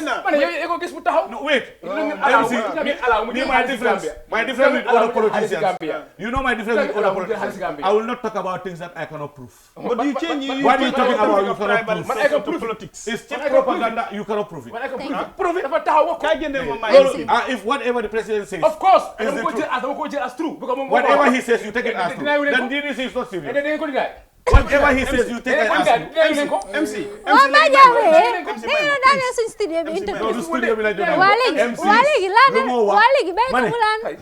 the number one political party. GDC is evidently that is something that is too big for you to see. It's okay. In 3 years as a party, MC, we have how many we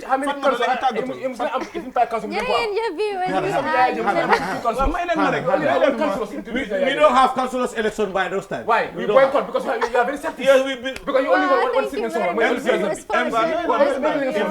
If you have the love of the country, you already have the love of the country. Because you boycott elections, you put the president, election. From there, you boycott. The reason for boycotting, do you know it? Why you call it president election? No, where are you in politics before? What was the reason for boycott? I will not Google you. I'm asking. Go and Google my name. Do you know the reason for the boycott? What is the reason for the boycott? MC waxala man MC waxala man léegi tàggatoo we regards to suñ topic non waa leen la léegi déglu ma rek MC ñun duñ bojo bojo duñ wax bojo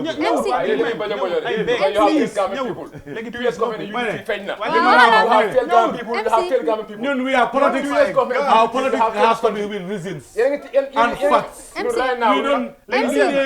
waxala man léegi yow with regards to the topic today GDC as a party lan ngay throw as your last words mooy leeral naa ko fi at the beginning ne so Tabagal Pula is GDC GDC is not part of naka anything about Kabira Pula but our members ku nekk am nga raay bokk si benn bu la ne as a member of the party any party so Kabira Pula ñu fa nekk assistant secretary bi APRC la ñeneen parti yaa ngi ko bari ñoo xam ne ñu ngi fa nekk waaye xëy na right now traite bu nga xam ne dañu gis ne GDC c'est fast growing party and xëy na loolu moo ragal di président bi ak gars yi baro yi di wax ne waa GDC is behind of this thing bon ñun li mu gëm mooy ñun bi condemn tribalism and as a party loolu bokkul si tey bokkul si ëllëg bon ñoo xam ne dañoo génn dem expose ko tam ñu la ñu gërëm bu baax a baax tam thank you loolu moo nekkoon suñu jotaayu tey jii Fatmata ñu bàyyi la nga tàggatoo jërëjëf maam ji bi kontaan trop si suñ naka la visite si tey suñ ges yi tey am sure ne tey ku fi amoon tension moom dangaa daanu rek moom parce que ñaaw rek MC tey moom non doo daanu dara xam naa suñ studio bi lañ bëggoon a xar ñaar taal ko safara waaye duñ nangu lool noonu su boobaa beneen yoon soo leen ñëwee doo leen am foo leen toog wax seen opinion si yéen tamit lii lan la nii